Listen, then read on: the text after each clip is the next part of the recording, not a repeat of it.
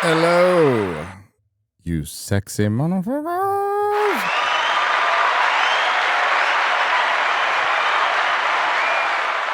It's nooner time.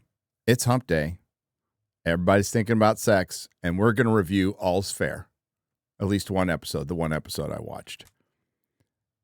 Because it might be the most unintentionally hilarious, and we say this a lot, but it's because there's a lot of shit out there. But this one, whole new level. I recommend everybody watch it. Everybody needs to see this. You need to watch it. Ironically, this is like that last season, and just like that, the Sex and the City. It's in that vein. It's women written by gay men and how gay men think older women act. Yeah, which is completely unrealistic. Chris is like on. You might as well just be off camera because it looks like you're in a Japanese movie right now. Am I? Yeah. Oh, yeah. All right. You look like what I see in the morning without my glasses. Yeah. This is me. This is me without makeup. Yeah. Hey. Yeah.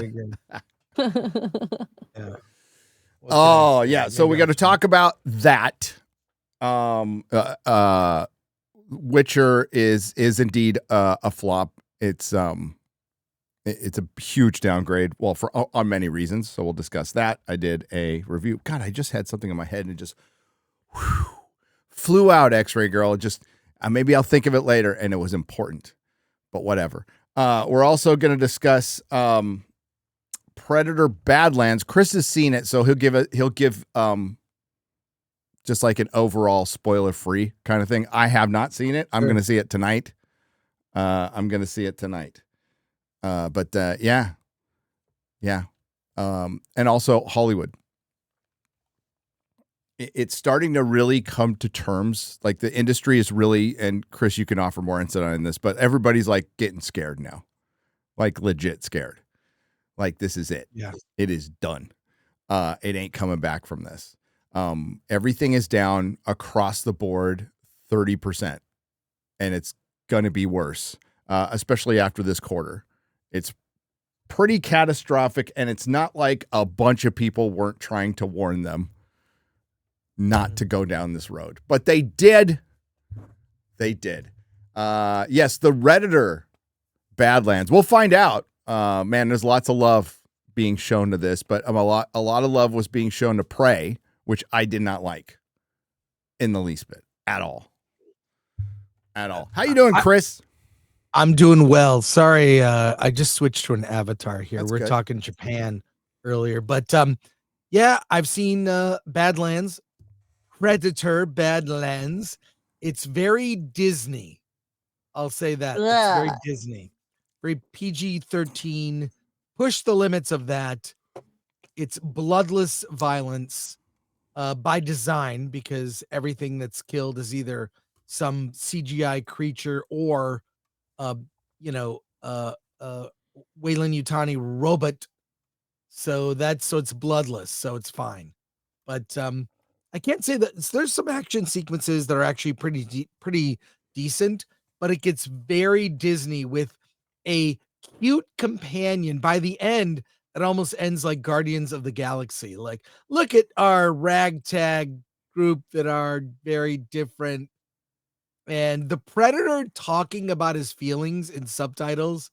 I kind of looked around. Does everyone else think this is dumb like I do? But the audience I saw with in Burbank applauded at the end. And I was like, I think certain people will like this. I think certain people will enjoy it, but I don't think it's going to underperform. It'll be a bomb on the level of Tron Ares. You think so? There's a lot of I have no idea how it's going to do in the box office, and let's just be real. And you've mentioned this too, Chris. Like Burbank is home field; they're going to applaud it. Everything. Yeah, they're going to applaud it. It'll be packed there. But even Alan pointed out it's the third best Disney movie this year under Freaky Friday. That's not a compliment. That's what I'm saying. That's what Alan said. I know. Oh yeah. It makes sense though when you think about it. But it's a Disney-fied Predator. Okay, he liked it better than Fantastic Four though. Correct. He did. Okay. So, but these are not like high bars to, No. they're not high bars. So yeah, but they're just some things that are so dumb. This actually would be fine if it wasn't called Predator. If it was called Alien Hunter and it was just generic, fine. Generic space thing, fine. And there's some really clever action sequence ideas, but in the end, it's not a Predator movie. It really. So, and it really sets up a new franchise with this character. Well, and it's in the Alien universe too, so they're definitely going to head towards because that's a Weyland Yutani synth, correct?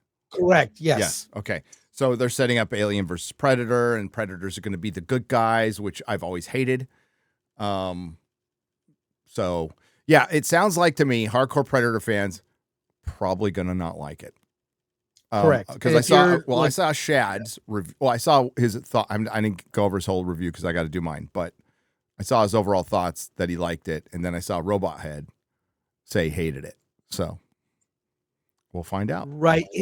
It's there are some things to admire about it. Trachtenberg did really go all out in certain respects, and there are clever ideas. Here's the weakest part of the movie.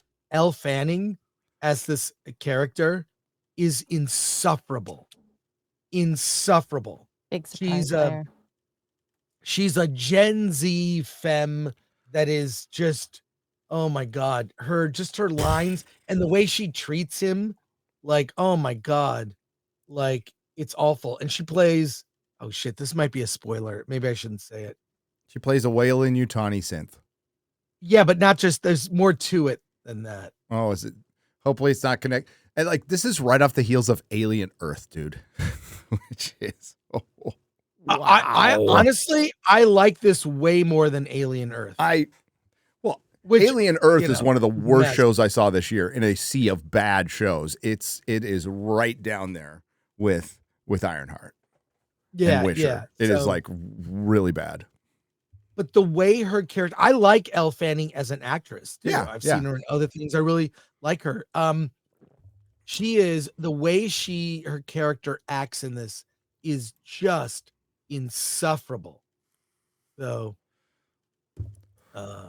ringing endorsement from Chris Gore of Film Threat, who will discuss it more later today on his Film Threat podcast with the mighty and evil Ing. Well, Ing can't make it today. Oh, why not? I set them all up. God damn it. Who's going to be on with you? Badger will be on. Oh, Badger's good. Andrew Badger. And then Badger's Alan is doing Critical Drinker tomorrow. Oh, he can't make your show, but he can make Drinker tomorrow, huh? Dang. That's what I said. What are you doing, Drinker? So, anyways, we'll be on Drinker tomorrow. It's all right. We'll just bring Badger back on FNT. That's what we'll do. Yeah. Now, who do we got on FNT this weekend? Little Platoon. And is Jeremy going to make it? TBD. All right. We'll find out. We got a Little Platoon, and we're going to, the thing that only Ryan and I are going to talk about, we might let the entire host go to the bathroom and get some coffee and stuff, is the Harry Potter audiobook released yesterday. Ryan's damn near done. How long is it? It's 8 hours. So I'm like, short. Well, it's unabridged because the first book is short. So once I got over that, it is not an audio drama. It is an audio book where the dialogue is voiced by actors, which is a huge difference, massive difference. Because an audio drama is theater of the mind. You have a little narrator, but not much. They set up scenes and they let sound effects and dialogue describe the scene for you in your head. This one is straight up. There's a narrator narrating every bit because it's an audio book. So narrator, not as good as Stephen Fry or Jim Dale. No narrator would be. But the voices are fantastic. Hagrid, dude. Hagrid is so good. So I think it's great. So Ryan and I will probably talk about it for a half an hour because I'm really digging it right now. Before Dune came out, I actually bought the most recent Audible version of Dune. Yes. And they did hire actors like they did the same thing. Yeah. The Baron, and they did the same thing, and it's great.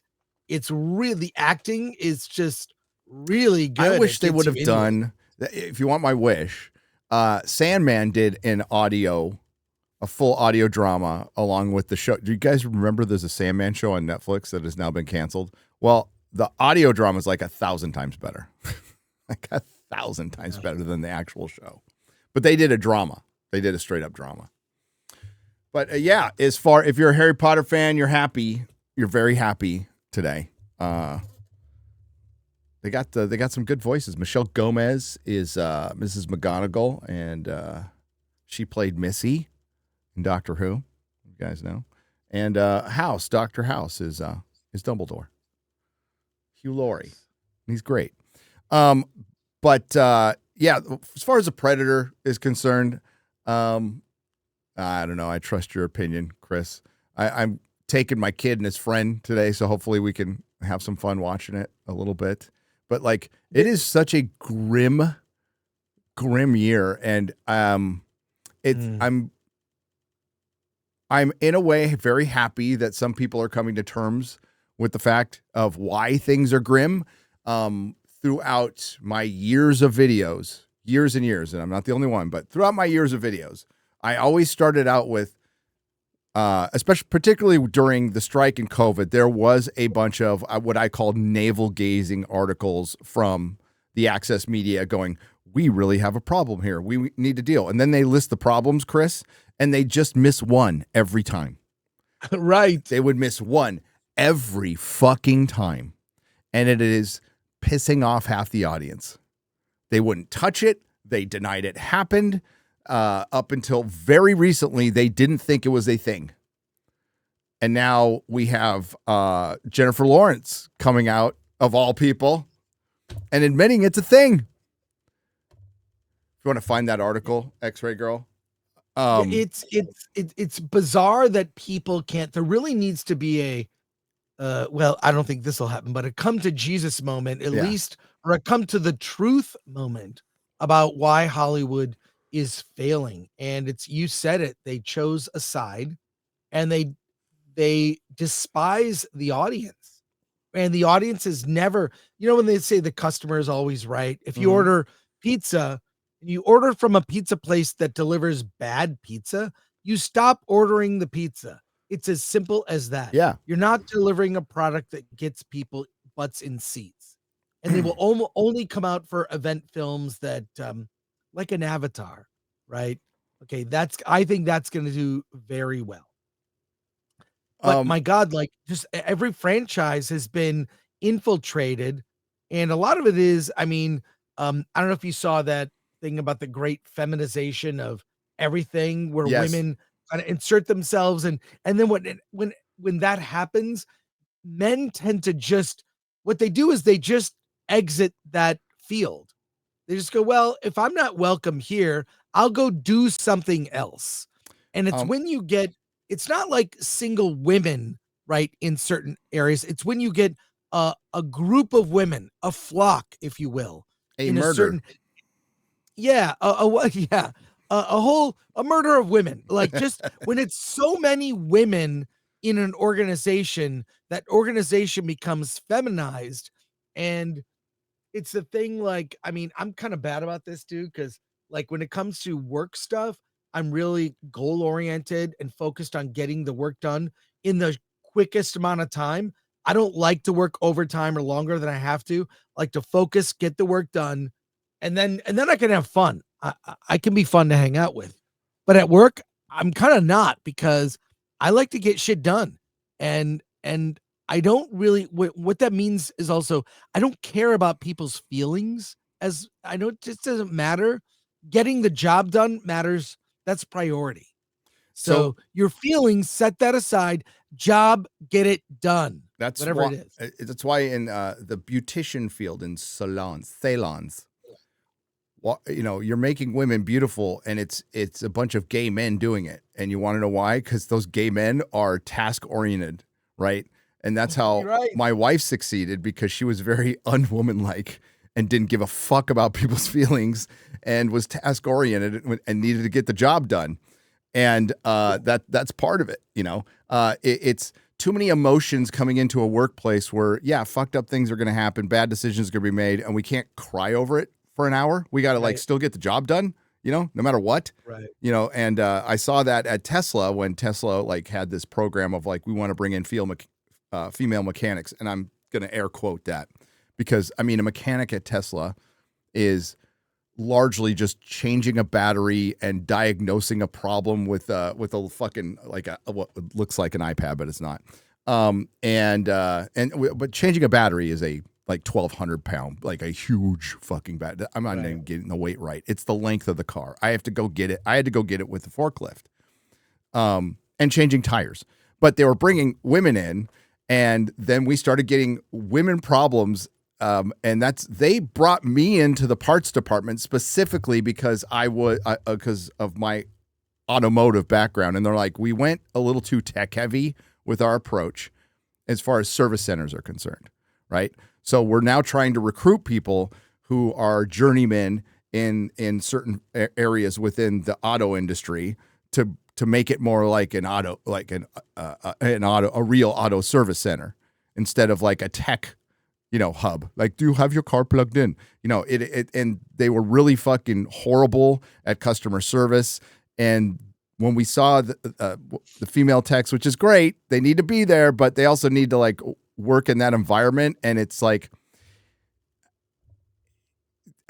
got called in the office more in this place than I ever did, because the women would complain about my tone of voice towards them. Not a single dude ever complained about. But the 3 women who worked there complained about my tone of voice. Now, they were credit to Tesla. They kind of told them to fucking suck it up. But I still they're like, could you try to soften? I'm like, I wasn't even being a dick. I could be a dick. Right. Dude, me and mechanic, I would fuck something up, fuck a mechanic's day up. He's screaming at me. Right. And he should. Right. But I'm not going to take it. Right. So I'm going to scream back at him, even if I'm totally in the wrong, because that's what dudes do. Yeah, that whole tone of voice thing. Only women make that complaint. Yeah, tone of voice. And I'm like, what is it? Tone of voice. You came up when I was in the middle of a fucking really important job, and you whined about something you could have fucking dealt with yourself. And I'm like, and I just said, go figure it out. That's so insensitive. It's fuck off. Yes, it is. I don't care. It's not always not all women are like that. But it was one of the best women I ever worked with was exactly. Just most was when I was in the corporate world working for LFP, Larry Flint Publications. A woman who was the VP, head of production, was cold. I learned a lot from her, and she gave no fucks. And I liked working with her. She probably was great. Yeah, she was probably got her fucking job done. Yeah. That was her job, to save the company money and keep everything moving, and she didn't care. And I like that about her. So there's absolutely some that can hang 100%, and that was great, and it was no problem ever. But it was bringing in people who just weren't prepared, and it's the environment now. The corporate environment allows this to go on. When it was privately owned auto dealerships, Chris, it was get the fucking job done and make money. Make money. Yeah. That's all that counts. Don't piss off the customer. Whatever goes on behind the scenes, but don't piss off the customer. That's it. And that's how we did it. And I never got in trouble until I got to Tesla.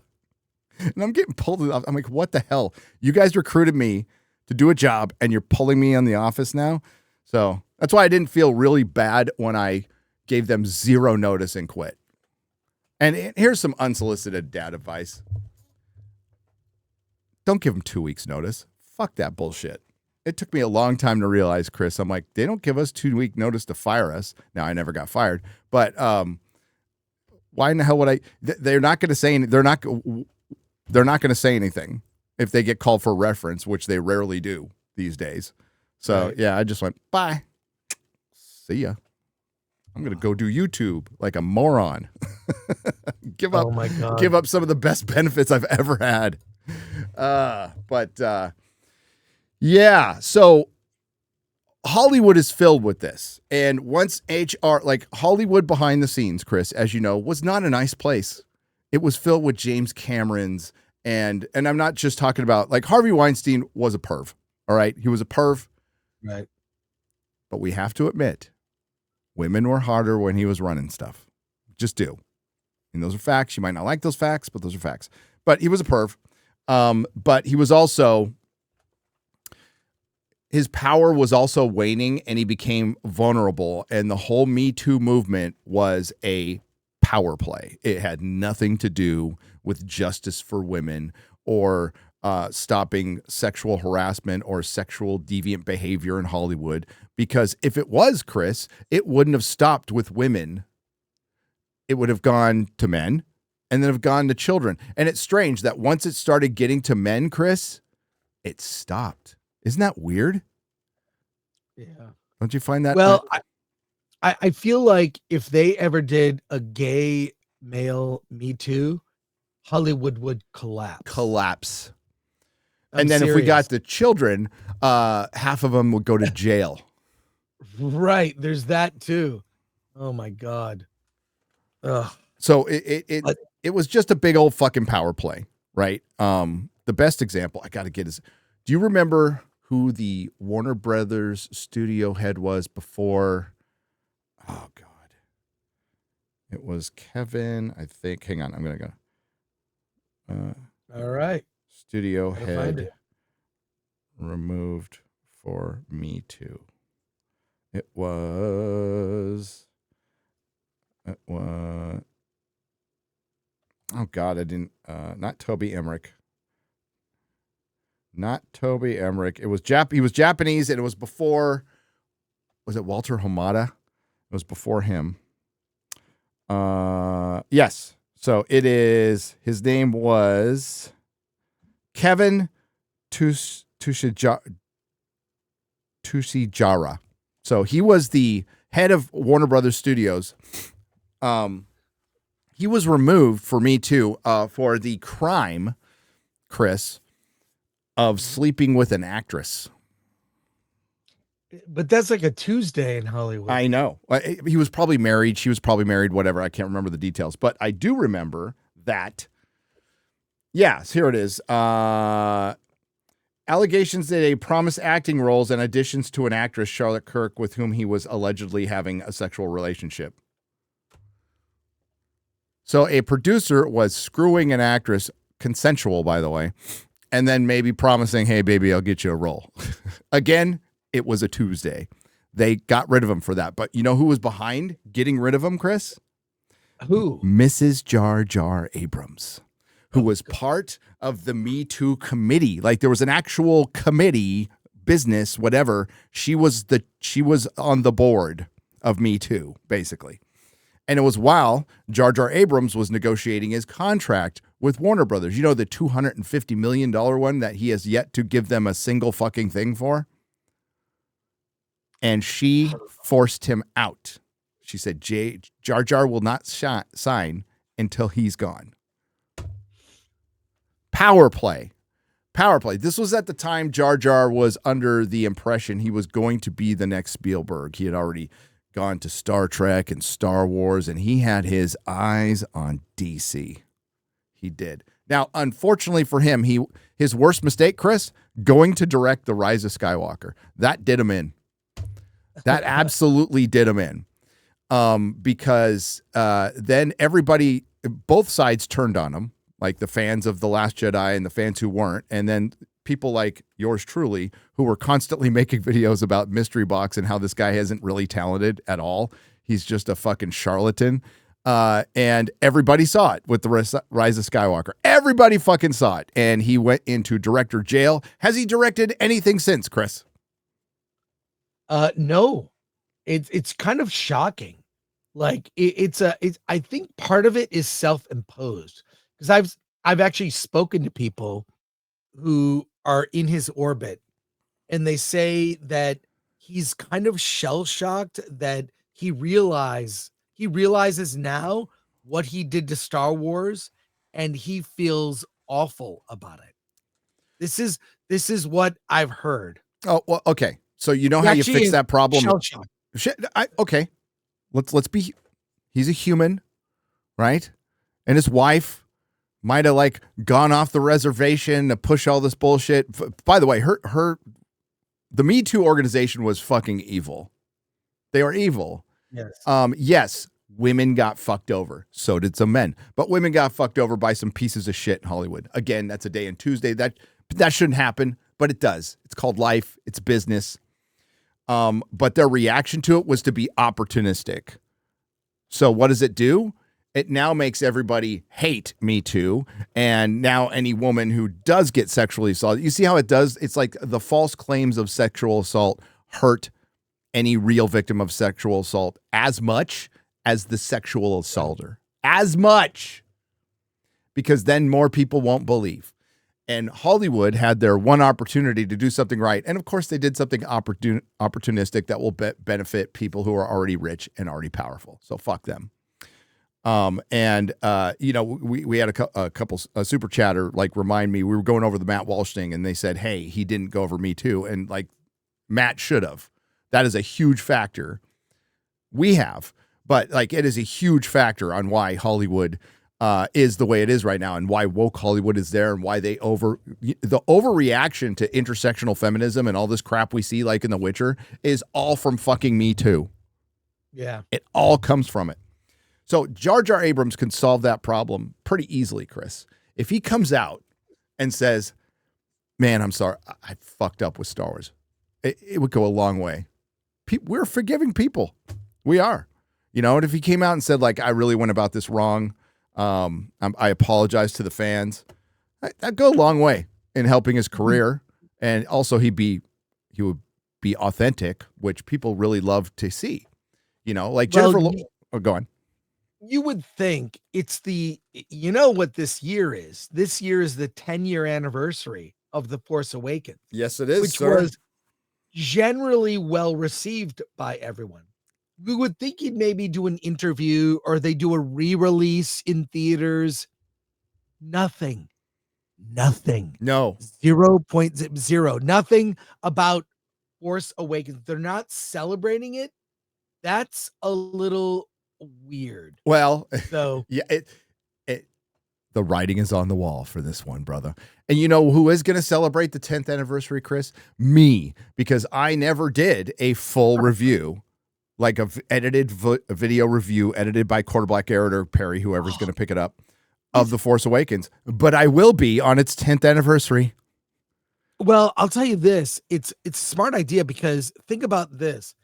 It's with all the shit coming out, like the topics for videos, although I put in the private chat an article you should read at some point, probably not today, but you could do a whole video on that article. Anyways, you can do retro reviews of movies you missed. Well, that's we did talk about that, Chris. So you got to do it. Ghostbusters 2016, I've never watched it all the way through.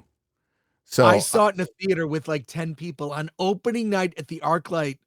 There were 10 other people in the theater at like a 7 p.m. show. I'm like, I'm going to see it. I've heard things on the internet. I'll judge. The trailers don't look good, but I'm always open-minded. Hey, it made more money than the other Ghostbuster movies. Right. But I watched the first 15 minutes and dipped out, and this was back when it came out. I said, I'm not reviewing this thing. So on its 10-year anniversary, which is next year, which, I mean, it's kind of goes hand in hand. The Force Awakens was fool's gold, whatever.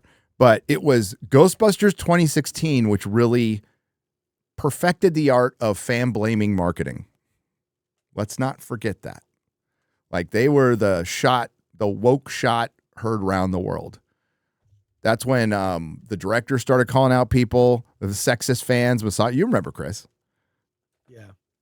But that's why you've got to stick with classic storytelling that is timeless. Why are all these movies like Back to the Future, like they're re-releasing so many classic movies to theaters?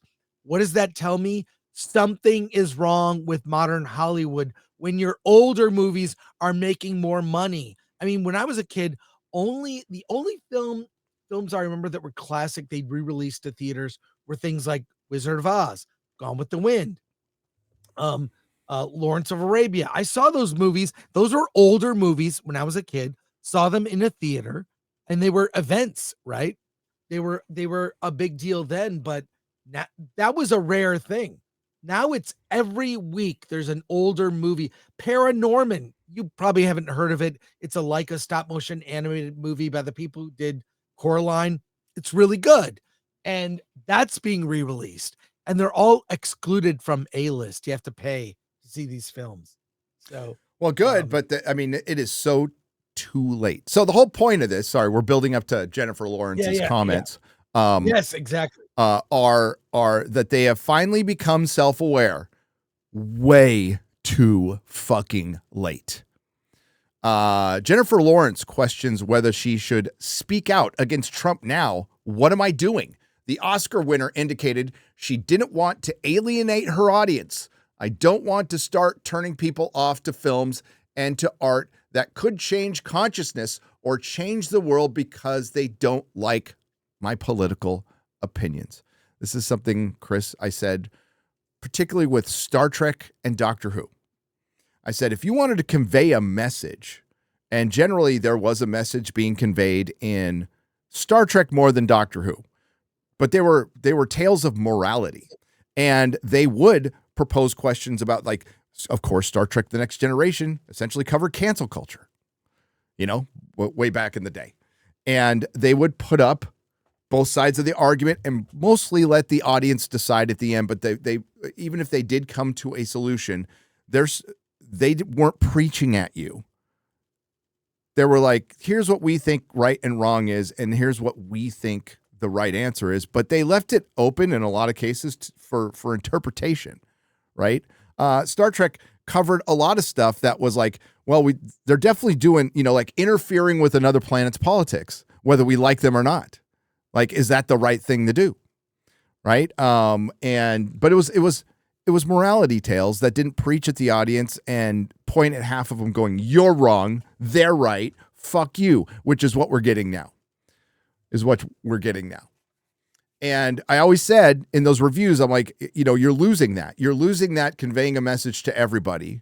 And it still makes it like a communal experience and we can all discuss. Right now it's half the side doesn't want to listen anymore because you told them to fuck off. So when Donald Trump was first elected, sorry, go on, Chris.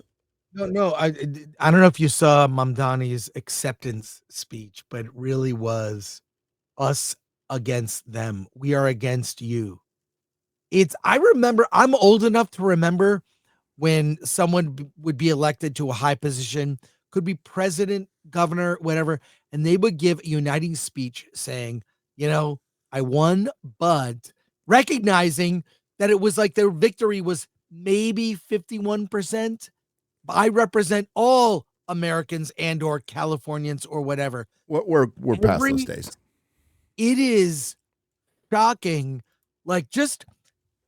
I've lived on long enough a timeline and paid attention to politics. I remember Carter debating Reagan. That's how effing old I am.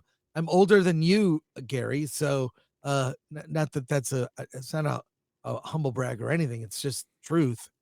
But I've seen things in my time. I've seen things in a little Roy Batty sense.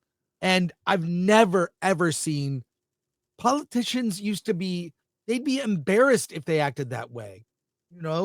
It's very sad. It is. I think maybe the last polite election might have been 2008. Maybe because it was uniparty, two uniparty people going up against each other. But yeah, but when God, who was the guy who ran? It's my addled brain. John McCain, right? It was John McCain. Yeah, and then Mitt Romney. What's the fucking difference between those two? Nothing. Right, exactly. Nothing. Exactly. But when John McCain ran, there was a he was doing like a town hall, and some woman said, "I don't trust Obama. He's a Muslim." He said, "No, he's a good man." That would never happen today. That would never happen today. Obama went back on that too. Obama was a charlatan. Everybody knows that. Everybody knows that. Even people who voted for him understand. Like, a lot of the if you don't like Trump, well, you can blame your boy Obama for making him happen, because he is solely responsible. But as far as the mayor of New York, listen, I agree with my good friend Quarterback Garrett's sentiment. A crazy leftist city went crazy leftist. I'm not surprised at all. And you'll see what happens. I lived through this with Mayor London Breed in San Francisco. And you know what San Francisco did? They elected a more conservative Democrat right after that, after they saw her act for a little over 4 years, because she came in after Mayor Ed Lee, who, was at least normal, wanted to build roads and make money. Wasn't great. When he died, she came in and she was fucking terrible. All the fentanyl zombies you see, all the crime is her. It's all her, London Breed, and they voted her ass out. So, hey, good luck, New York. Texas is full. And former Republican. Okay, so when Donald Trump was first elected president in 2016, Jennifer Lawrence said her head exploded, and the former Republican, remember, keep that in mind, who grew up in Kentucky, a state that voted for Trump a lot. By the way, she was a Republican right until her agent told her not to be. Right, exactly. Because what's the mantra in Hollywood? I'll be whatever you need me to be. Exactly. Period. So she was a phony. And she probably does no shit. Okay. She passionately spoke out against Trump. She supported President Clinton. She supported Kamala. She even knocked on doors for Kamala. You could scroll up. But now, amid more reflective approach to her public comments and persona, she's questioning if she should speak out against the president. I didn't really know if I should, Lawrence said to the New York Times on the outlet's The Interview podcast. During the first Trump administration, I felt like I was running around with like a chicken with my head cut off. But as we've learned, election after election, celebrities do not make a difference whatsoever on who people vote for. As a matter of fact, I would say it's an adverse effect at this point, Chris. So then what am I doing? I'm just sharing my opinion on something that's going to add fuel to the fire that's ripping the country apart. We are so divided, and Hollywood played their part. She also indicated she's conscious of how her audience might react to what she says. Wow, Chris. I think I'm in a complicated recalibration. In other words, oh shit, I fucked up. I'm also an artist. Some actors, Chris, are artists, are true artists. They are. Yeah. Absolutely. Daniel Day-Lewis is an artist. Okay. He's an artist. He's very good at his craft. Jennifer Lawrence, she's not a bad actress, but artist. Yeah, I don't know about that. Yeah, it's pushing it. So I don't want to start turning people off to my films and to the art that could change consciousness or change the world because they don't like my political opinions, she added. I want to protect my craft so that you can still get lost in what I'm doing. And if I can't say something that's going to speak to some kind of peace or lowering the temperature or some sort of solution, I don't want to be a part of the problem. I don't want to make the problem worse.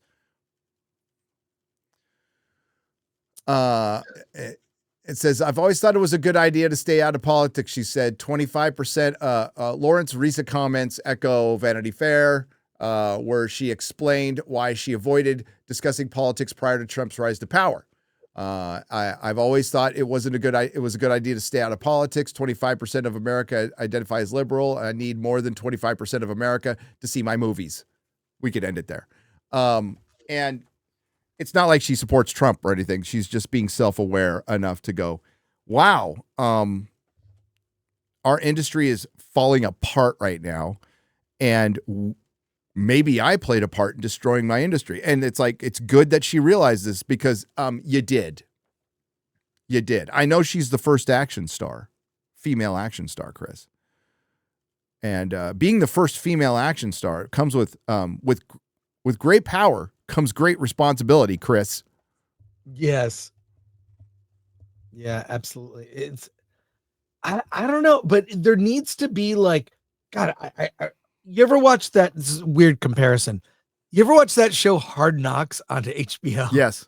First About, couple seasons. like, yeah. Yeah. I've watched different seasons of it. One of the things that really surprised me is they bring the rookies in that are coming in and they put them through a school where they teach them all the ways their family will try to, sponge money off them, all the ways that women will try to take advantage of them, how to manage their money, and how to be media savvy.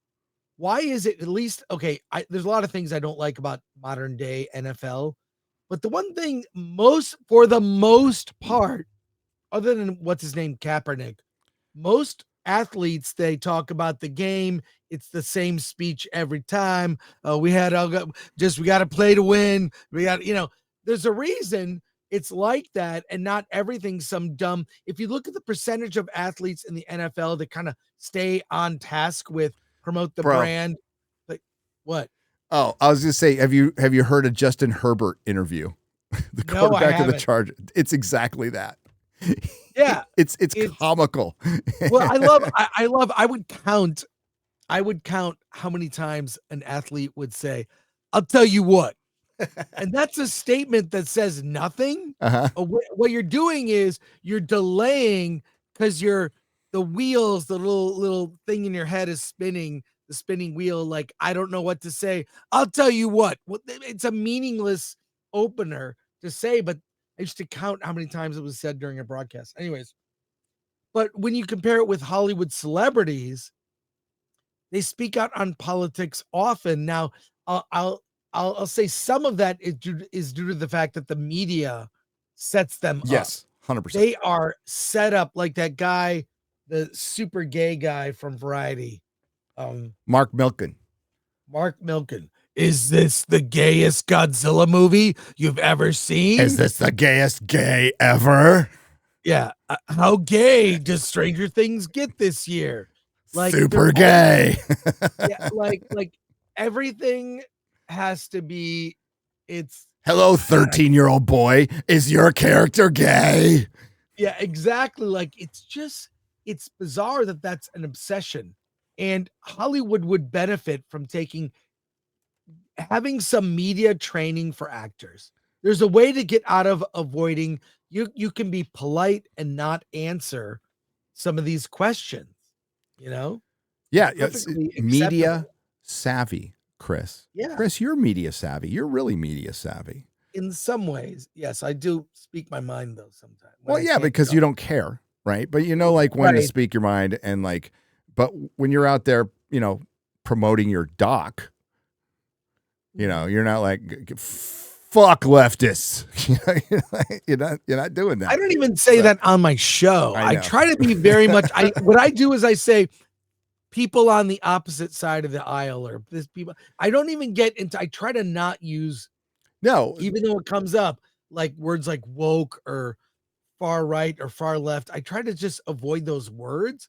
I speak in roundabout. You can read into it what I'm saying, but because I don't want to further create a divide, I want us all to get together and talk about movies. I mean, the one thing, Predator Badlands, it's not as woke as it could have been, but there's especially with Elle Fanning. But it needs to be good. Yeah. Like, just not being woke isn't good enough. Yeah. Well, parts of it are, frankly, Yeah. Parts of it are. It's just, it didn't need to be a Predator movie. It should have been Alien Hunter movie. To give you some history of what I'm leading up towards is, I watched a video. I can't remember the guy's name. He's just in San Antonio. Smaller, he's 100,000 subs, like good sized channel. It's just him walking around San Antonio and going over the history of Hollywood and basically covering a lot of stuff we covered in the videos, but he also like went way back into the history. Like, okay, so Hollywood started basically running from Thomas Edison, who was suing everybody who tried to emulate anything about making a movie. So basically 5 Jewish guys went to Hollywood, Jack Warner being one of them, and they built an industry away from him. And they had it all. So up until the invention of the television, 90 million in tickets being sold every weekend. Equivalent. Right. I think it's adjusted for inflation. Every fucking weekend. Like it's insane. That gets halved when television comes around, but it's still really fucking good. And then Hollywood pivots and goes, we're going to start making television. Then they survive. Then V8, then the equipment gets cheaper. He didn't mention this part, but like what brought on, this, Chris, what brought on the Coppolas and the Spielbergs and the Scorseses was equipment started getting cheaper. Cameras got cheaper. Yeah. It was like really, and they broke out of the studio system too, which worked for them for a long time. Then VHS came. That was a huge boon. DVD, Blu-ray. And it's when they didn't pivot fully to streaming, they fell apart. He goes over all that. But then he goes, but then everything became homogenized for China. Yes. They stole all our shit like they always do. And now they've it's basically a bottleneck. Like Hollywood can't get in there anymore because they stole all their shit and they're making it. And they got too fucking preachy and fucking pissed off half the country. And it was just so nice to hear the guy say it. And I'm like, you got there, buddy. You did. And now we're in this, and he mentioned the strikes and how they haven't recovered from that. And the strikes, how much the strikes cost them business-wise is billions. And we said that at the time, Chris, like this is going to cost them billions. Atlanta's hurt Hollywood. Now the UK is hurting Hollywood. And now even those places are going to start to suffer because of social media. And during the strikes and during COVID, the audience broke their habit and they started going elsewhere for entertainment. Now, we can argue all day, well, is it as high a form of entertainment than this? It's like, whatever. There's gaming and there's social media and there's movies, and it's in that order, and movies and TV are falling way, way behind. And now you have all these delays and nothing comes out. Well, I mean, we're talking about Predator Badlands, Chris, would be an also-ran movie that we would fucking forget about in normal times. Yeah. Like, this is basically a streaming movie that's being put in the theaters. Now, people argued that Prey should have been in theaters. No, Prey was a streaming movie that a lot of people liked. It still shouldn't have been put in the theaters. And that's all we've got. And then it's Predator, it's Zootopia 2, it's Wicked, and it's Avatar. So 4 movies in the most lucrative, busiest time of year where Hollywood should have a tentpole every weekend. It is. Yeah, there would be a variety. There would be a comedy like Fackham Hall, right? There'd be some, earnest romantic movie, maybe a romantic comedy, There would be then a gross out teen sex comedy, and then some action movie with big muscles and a gun, and then some sci-fi thing every once in a while. That was rare. I mean, when I was a kid, sci-fi movies were rare. We watched them all. Like, B movie, C movie. We went to every single one because it was sci-fi. Yeah, exactly. And there isn't the variety, there isn't the variety at the movie theater. I mean, like the last, October was so dry. It's like, what do we go see? Like, there's nothing. It's really sad. Back to the Future was just IMAX screens, right? Yes. No, it wasn't. It was wasn't. More? They expanded it, actually. They did, and it charted. Because it did well. Yeah, it was like number 5 at the box office. Yeah. But that's a 40-year-old movie. Jaws is 50 years old. Hollywood can't make movies consistently. The only reason these movies are returning to theaters is because they need to fill. The theaters need to live, survive, sell popcorn, get butts in seats. And there are generations who haven't seen those movies ever in a theater. I saw Back to the Future with my daughter. She's seen the movie, never in a theater, loved it. It's a perfect film. It's a short list of perfect films. I think Jaws is a perfect movie. Like but like this is what we're left. I mean, it's sad to see that variety isn't there to the point where AMC is like, have you seen the interviews? I gotta dig it up with the guy who runs the CEO of AMC.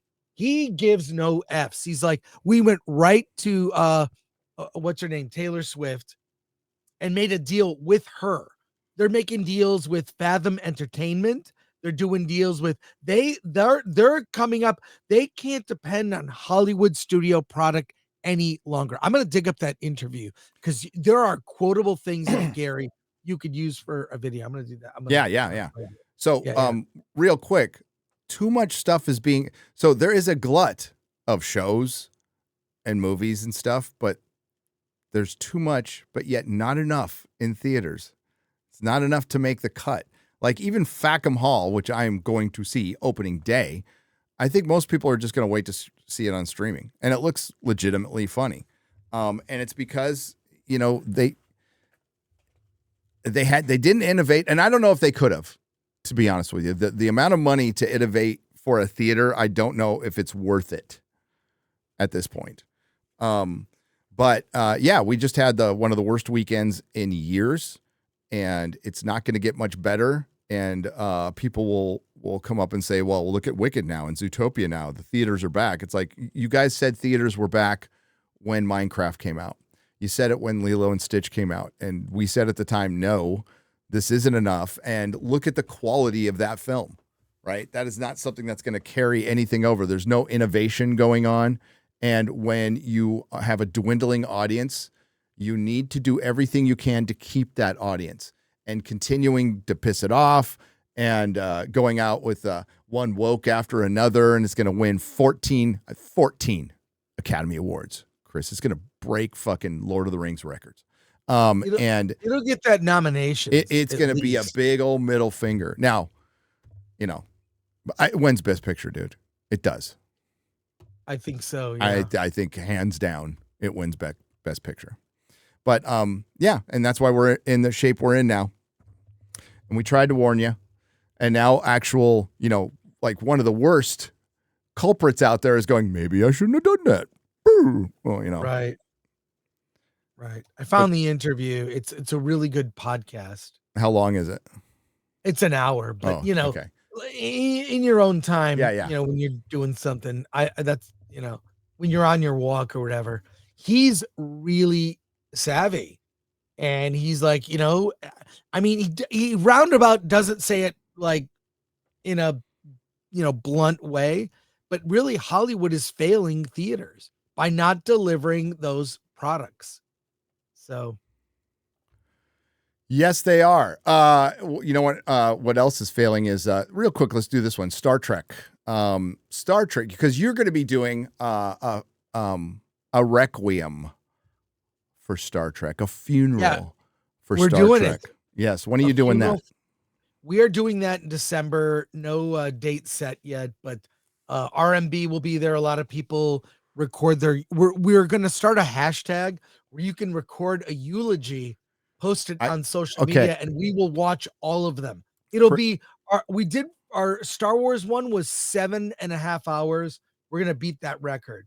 Excellent. So I know that's nothing for you. Well, that's a solo nooner for you. Oh God. They're getting 7 so long these days. Yeah, I know. I watch.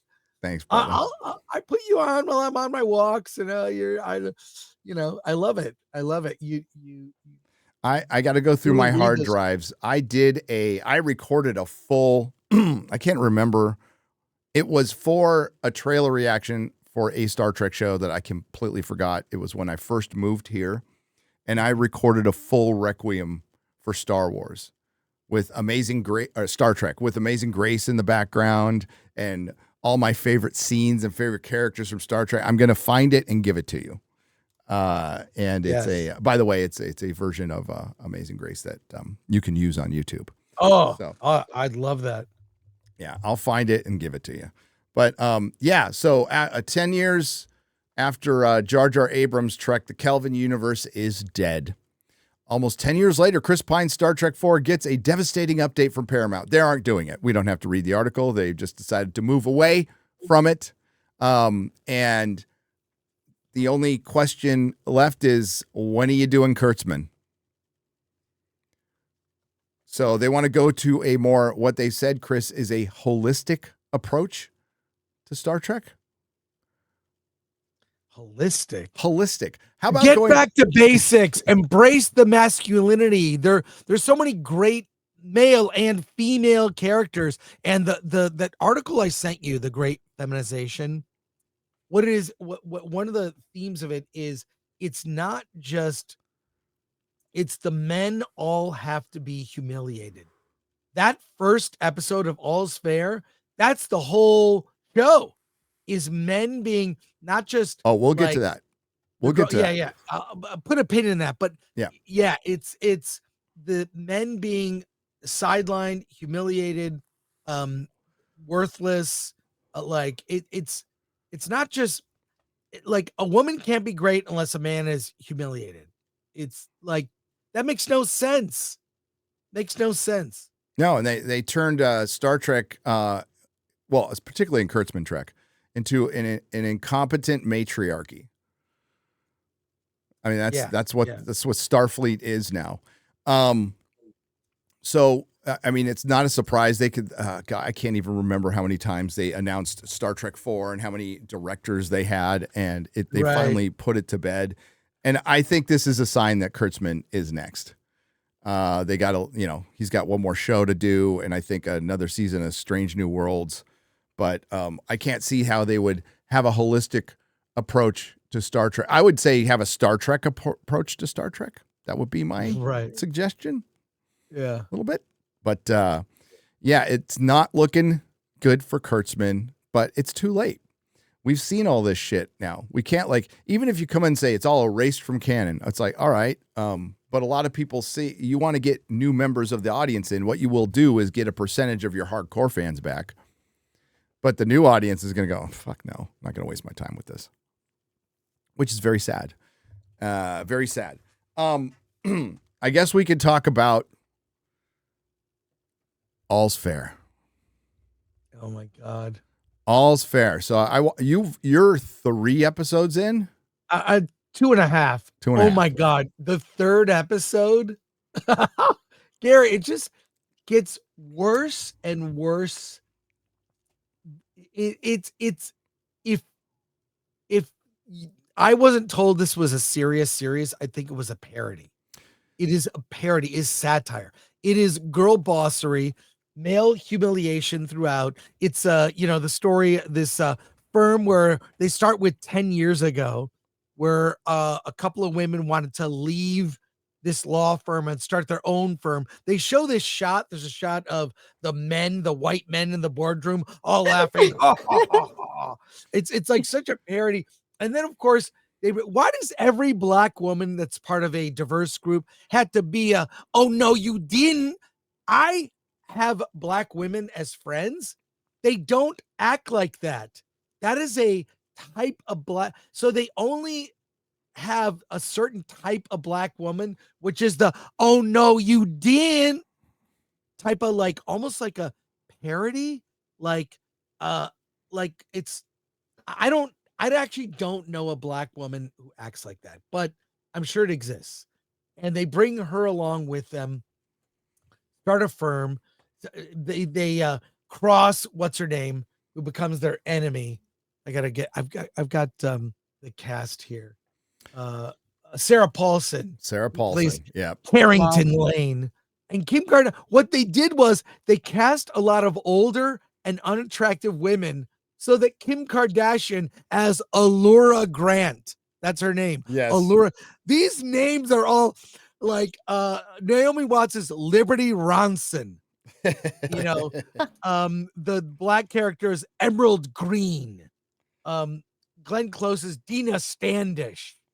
Like, it's just, they're parody names. So they make Kim Kardashian is objectively the best looking woman in the show because everyone else is effing ugly. They're fugly and not, it's just awful. So, and it's, oh my God, Ed O'Neill's in this. Yeah. James Remar. He plays Glenn Close's dying husband. loyal husband. And the show is in the style of Nip Tuck. Did you ever watch Nip Tuck? Yeah, I yes. like that show back in the day. So they start this firm, women come in, present the problem. It's the problem of the week. And then there's the season-long conflict, which is Allura Grant, Kim Kardashian's divorce from her husband, Chase Monroe, played by Matthew Noska. Ex-athlete, 3 Super Bowl rings, who feels drowned out by his powerful wife's career. This is such a gaudy series too. Such a weird time to have like Kim Kardashian, who we'll get to in just a moment.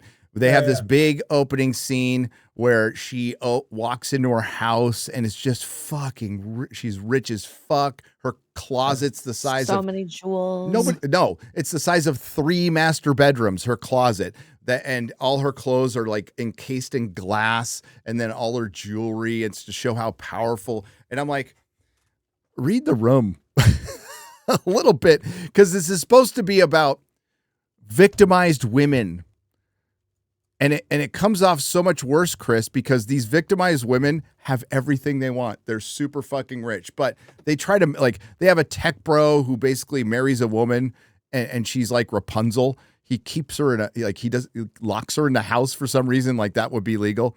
And then he invites a third woman over to have a threesome, and then his wife falls in love with the third woman, and she wants to get a divorce. It is so fucking crazy. The message of female empowerment is basically, we just want to take over and be whores as much as we want to, because they have one woman who cheated on her husband. This is just in the first episode, Chris. So one woman actually cheats on her husband, but she's the victim somehow. Right. Oh my God. And it gets by third. Oh my God. This second episode it's so horrifying. And they fly around. It's like they're superheroes in a way, like the Avengers, because they have this private jet, and it's a set. Obviously it's a set, but they use it like in all 3 episodes. It feels like the Avengers. What was the name of their ship that they flew around in? The Avengers, whatever. I forget what the name of the ship was in the movies. Oh my God, my freaking brain. But it's such a bad set. It is all like they're always having these girl dinners. Like, do they have servants? They're not making that, I guarantee. Not the helo carrier. The like whatever the helo. It was in the first Avengers movie. What was that called? What kind of name? Nerds, come on. The helo carrier. There's the helo, the Quinjet. Yeah. Exactly. Okay. They have their Quinjet. It's like they're superheroes. That's it. They're like superheroes. It's so dumb. Like, they must have like all these workers and servants and Queerjet. The Queerjet. That might be more applicable here. Chat. Love you, chat. Appreciate you. But it's just by the third episode. Oh my God, Gary. In the third episode, Kim Kardashian's ex, the football player, they find that he was involved with a trans ex sex worker. So Kim Kardashian's character and her secretary, who's cheating with her husband, they both have to get like STD tests. I mean, it is like, it's a day in Kim Kardashian's life. That's the husband, right? The husband is an athlete.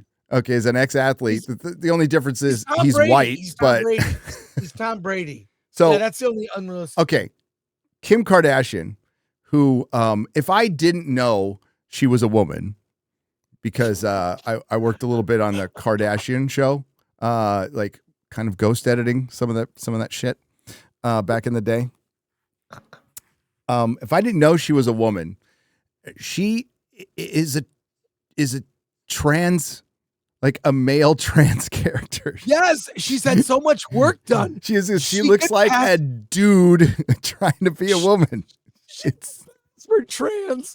She looks fucking trans, dude. There you go. And there is so much fucking plastic in this show. It looks like they are like literal action figures talking to each other. Yeah. And Glenn Close can't even move her face anymore. So she talks like this. Yeah. She Oh talks my like God. this. She's had so much work done. All the women in this show have had a lot of work done. It's like So- Robot Chicken for feminists. Yeah. Oh my God. But it's like I was trying to rationalize in my mind any logic behind this. So are they going for comedy? I mean, this is clear satire, but the problem is it's so fucking bad and so unself-aware. It's trying to be self-aware while being completely unself-aware, and it plays off like a rich elitist female power fantasy written by a gay man, which is exactly what it is. Yeah, it reminds me because I watched the me and my girlfriend actually, we sort of hate watched, and just like that, we were just laughing at how stupid every situation is. And this is not how women of that age, I imagine, really act. It's again like a gay man's fantasy of being a woman of a certain age, and how they're very promiscuous. They're like everything is a drama.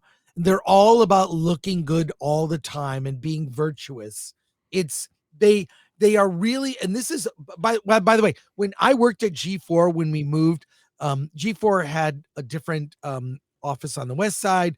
They merged with E and all that. Comcast Universal moved into the E building. The Kardashians would come by. They would come by and they would walk around. And when they were on, there was like a KK alert, right? Kim Kardashian, the Kardashians are here. They'd walk around. I despise them.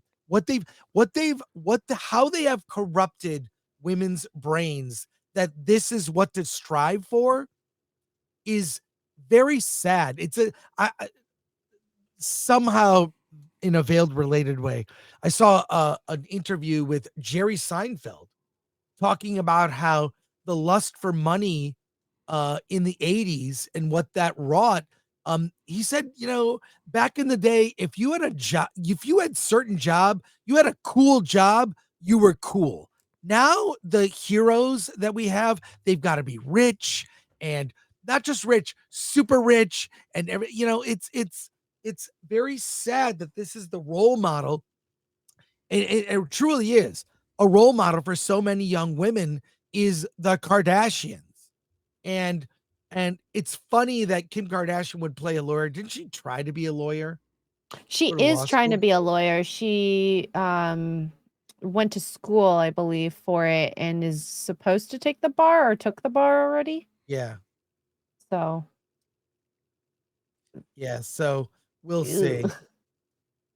Yeah. So it's sad to me. It's sad to me. And another, I connect the dots on lots of weird things. Song Sung Blue, the movie with Hugh Jackman and Kate Hudson. It's coming out on Christmas Day. Really earnest film about a guy that wants to be a Neil Diamond impersonator. Hugh Jackman, amazing. Kate Hudson, amazing. They're working class. They're blue collar, just trying to get by. There's scenes where he's working on cars and teaching his daughter how to change oil and do like blue collar stuff that Hollywood used to champion. Hollywood used to champion working class people. But of late, the heroes are, well, really these types of women. This show, lawyer, powerful women who work in whatever, marketing, whatever. It's all these like sexy jobs. And that's not what most people, who relates to that? It's like whenever I see an indie film by a filmmaker that is about a filmmaker, I'm like, you've lost. You're not, no one can relate to that but you. It's bad. So there you go. Yeah. Oh yeah. You got to bring up the Rotten Tomatoes score here. Is it? It's 7%. Someone gave a It went up. Somebody, I want to know who gave it a positive review. I don't know if you can click on it. I don't think we can click on it yet. I tried to look at the reviews. You did? It Go to won't Top let me. Critics. Yeah. Top Critics 0. 0. And it just happened because I pulled up all these links before the show. So it was at 0. It is It is a special kind of awful, and I'm sure people were asking. Yeah, Disparew's all over this shit. It's it's homework for FNT. So I told everybody they had to watch at least they have one to watch episode. I can't So- believe you're Great. making them watch it. This is going to be gold for Az and Disparew, I think. Yeah. I think this is Az's new MILF Island. It is unbelievable how bad it is. And Kim Kardashian is such a fucking horrible actress, dude. She is so bad. It's not very good at It's all. like I wouldn't be surprised if she was behind funding this. Ryan Murphy, who is lavished with praise, was one of the first creators during that streaming boom. You will remember, Chris, where I believe it was Netflix. I can't remember who. One of the streamers offered him it was like $300 million. Wow. To develop shows, and it was a first look deal, so he could still do shows for other places. And he's looked at as some like genius. He did American Horror Story, right? I don't know why he'd put his name on this, dude, because it is a special kind of bad, but like the kind we needed right now, the kind we can all like everybody can go, like all sides can come together and laugh at this, right? This isn't like just some fucking anti-woke thing. This is just bad. It's universally bad, like Madam Web kind of bad, to where like even now, like Madam Web sucked, but it was a fun experience to watch the movie. It was. I genuinely liked it.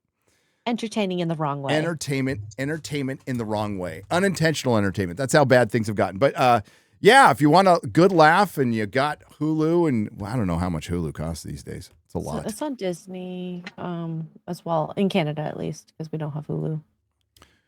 So maybe both. Well, I mean, Hulu's going to be gone. I believe it's at the end of the year, Chris. Hulu will be gone, at least for us in the States, and it will just be Disney Plus. Is that true? Yeah. So what they did was they're getting rid of Hulu, and they're just going to replace it with Disney Plus because Disney Plus failed. If that makes any sense to you. But Disney Plus failed. Disney buys Fox to get Hulu and to get because that's how they got their hooks in Hulu, and then took over Hulu from Comcast. And to save face, they're going to and because Hulu was number 2 behind Netflix, it was the second stream, the second big prominent one behind Netflix. So they that's how they save face. That's how they save face. So yeah, all's fair. I mean, feminist gobbledygook, but it's played as a satire that isn't self-aware. That is one of the more unintentional funny things you will see this year. Yeah, we were just laughing watching how bad this is. Dude, Naomi, what the fuck is Naomi Watts doing in this thing, man? And they made her look bad. Yeah. She does not look good in the show. She looks so out of place. What you can do with makeup and lighting is crazy. And she's a very good looking older actress. She's the one who doesn't have any work. Yeah. And they made her look bad. It's all about making Kim Kardashian the star, the protagonist, the lead, and also the best. No one can be better looking than her. And the guest stars, Elizabeth Berkley.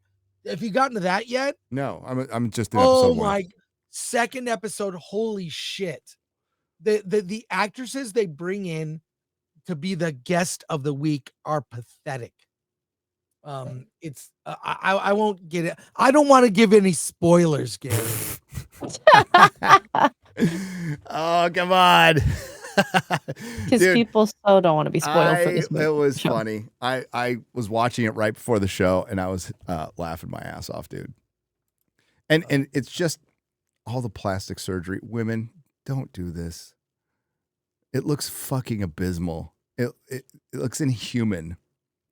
You look at the great actress Glenn Close has put so much fucking plastic in her face, she can't make a facial expression. One thing you need to do as an actor is emote. Yeah. But now she talks like this. Ugh. Also, Chris, you didn't watch The Witcher, correct? I did not. I watched season 1 and then I watched part of season 2 and I just stopped. That's a smart move. Better off.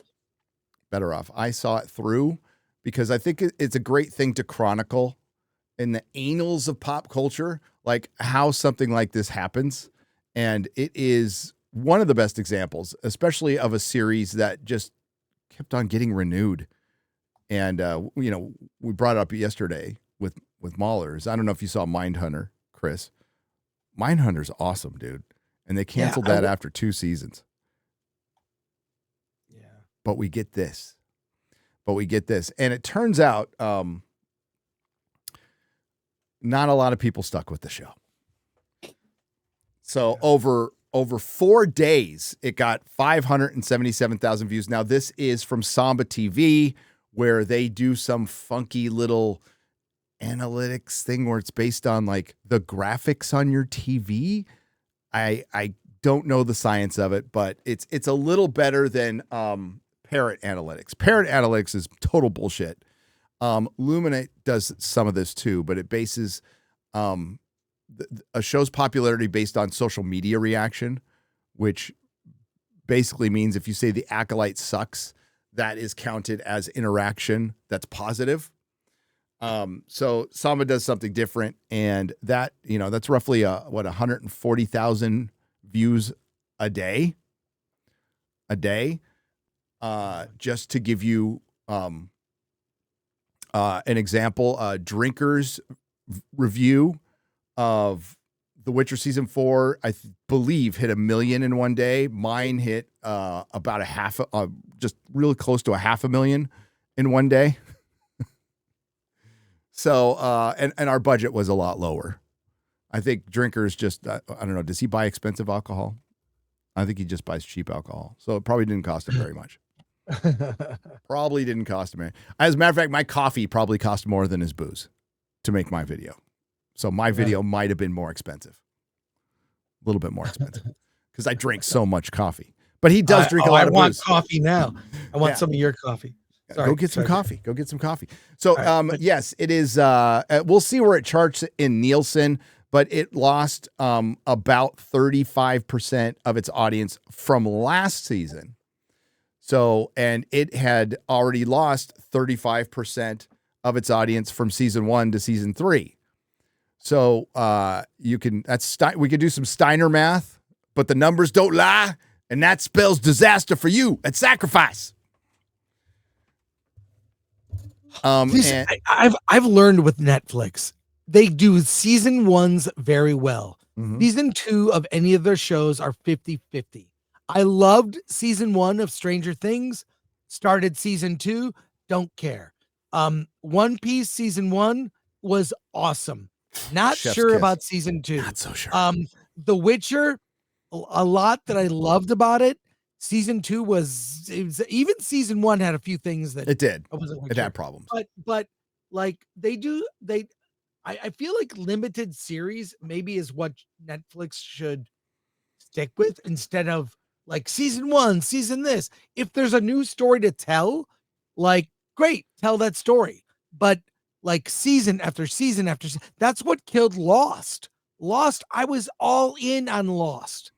It was so awesome. And then it was the show that did too much. It was too much and it got convoluted. And by the end, no one cared. And the ending sucked. So, what can we do? I love there'll be season 1s that are great on Netflix. And I've learned tune out after that. Yeah. You bring up a great point, and I've talked about the binge model not being sustainable. Yes, Netflix stock is over $1,000 a share, and there's no reason for them to change it because they think it's part of their brand. But I promise you, they're going to have to change it someday. They will reach maturity. They might have already reached maturity, and they're going to have to do things like reduce churn.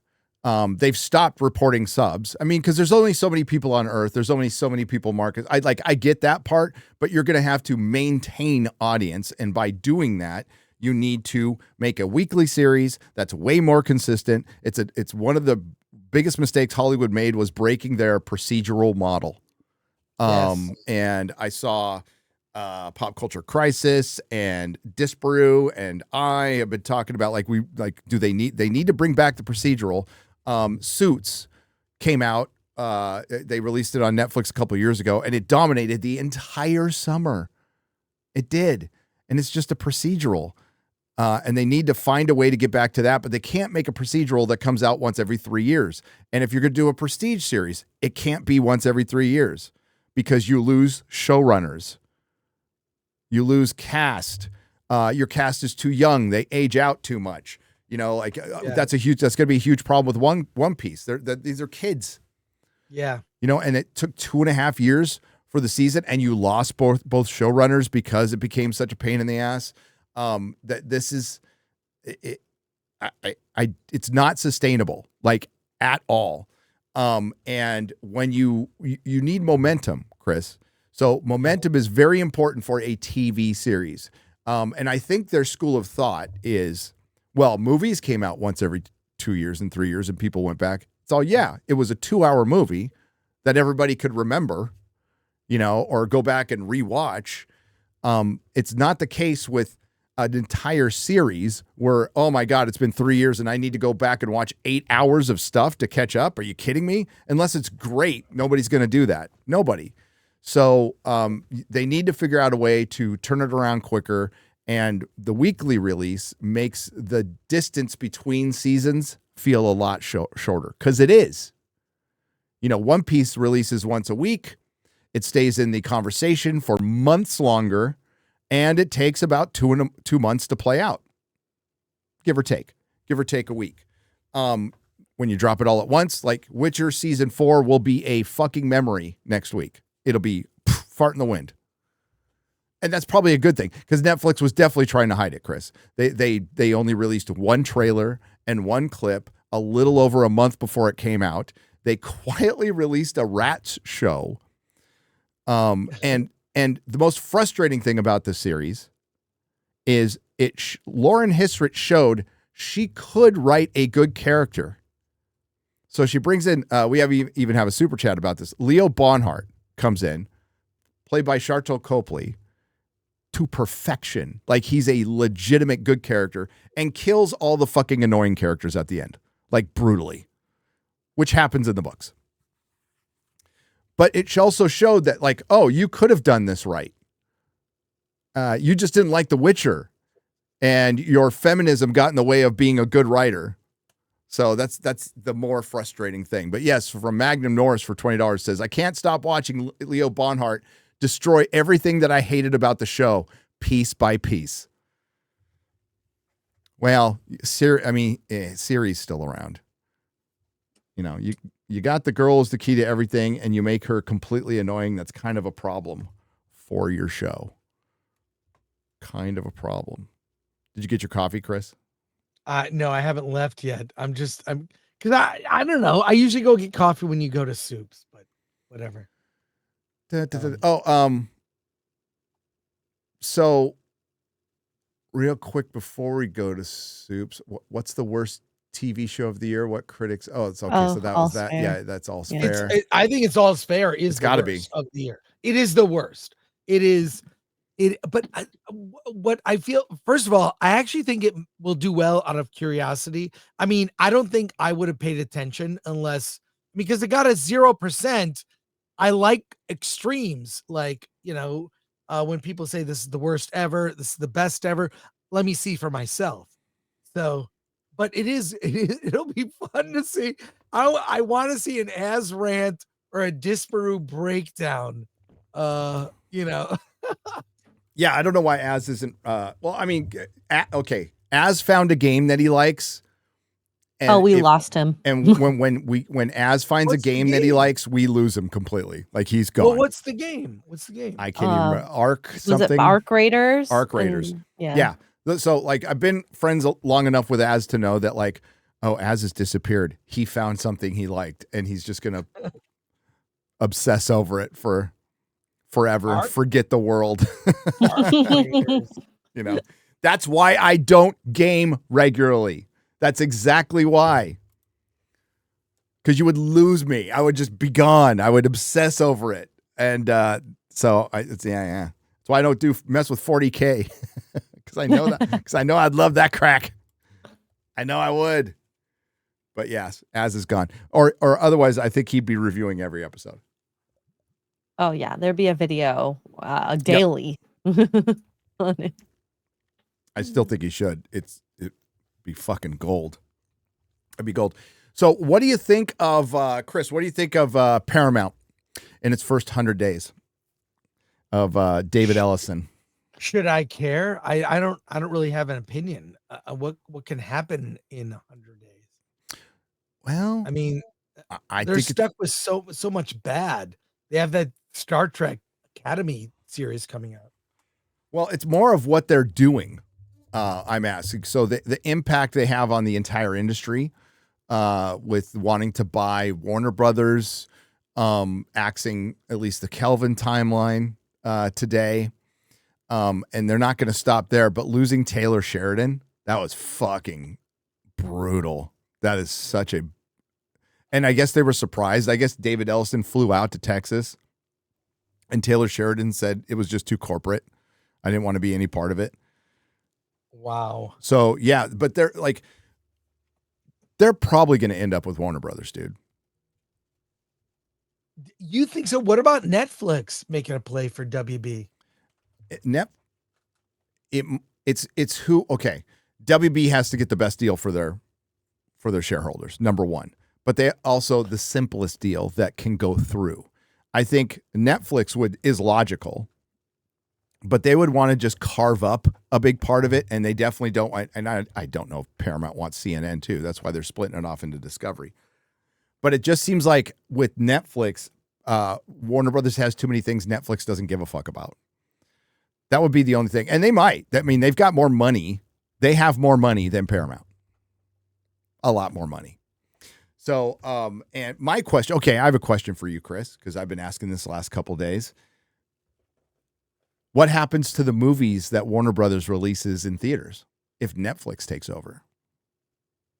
They'll be bungled as Netflix squandered Frankenstein, which is out of theaters this week. It's disheartening. I still have not seen it. And the theaters I want to see it at, the Egyptian and the Draft House, sold out. The screenings are 100% full. It's insane. The only screen you can go to is at like 1 p.m. in the afternoon. I'm busy, obviously. So yep. It's this consolidation is not good. Fewer companies is not good. I mean, are we going to get to a future where just rename it Weyland-Yutani and have the 5 corporations run everything? Is not good. It's the corporatization of everything is why stuff sucks now.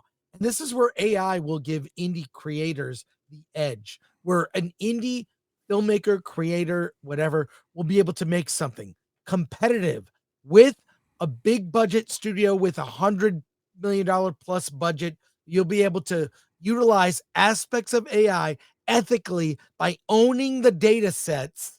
You have to own the data sets that you use to derive the AI from. I believe that is the ethical way to do it. Like, I think indies will actually have an opportunity to make things that could compete. The only thing they will have an issue with is talent costs money. You know, like if you want to get, you to pay for actors, and it's worth it, actually. You know, so, but this is bad. I'm against all of this. More competition is good.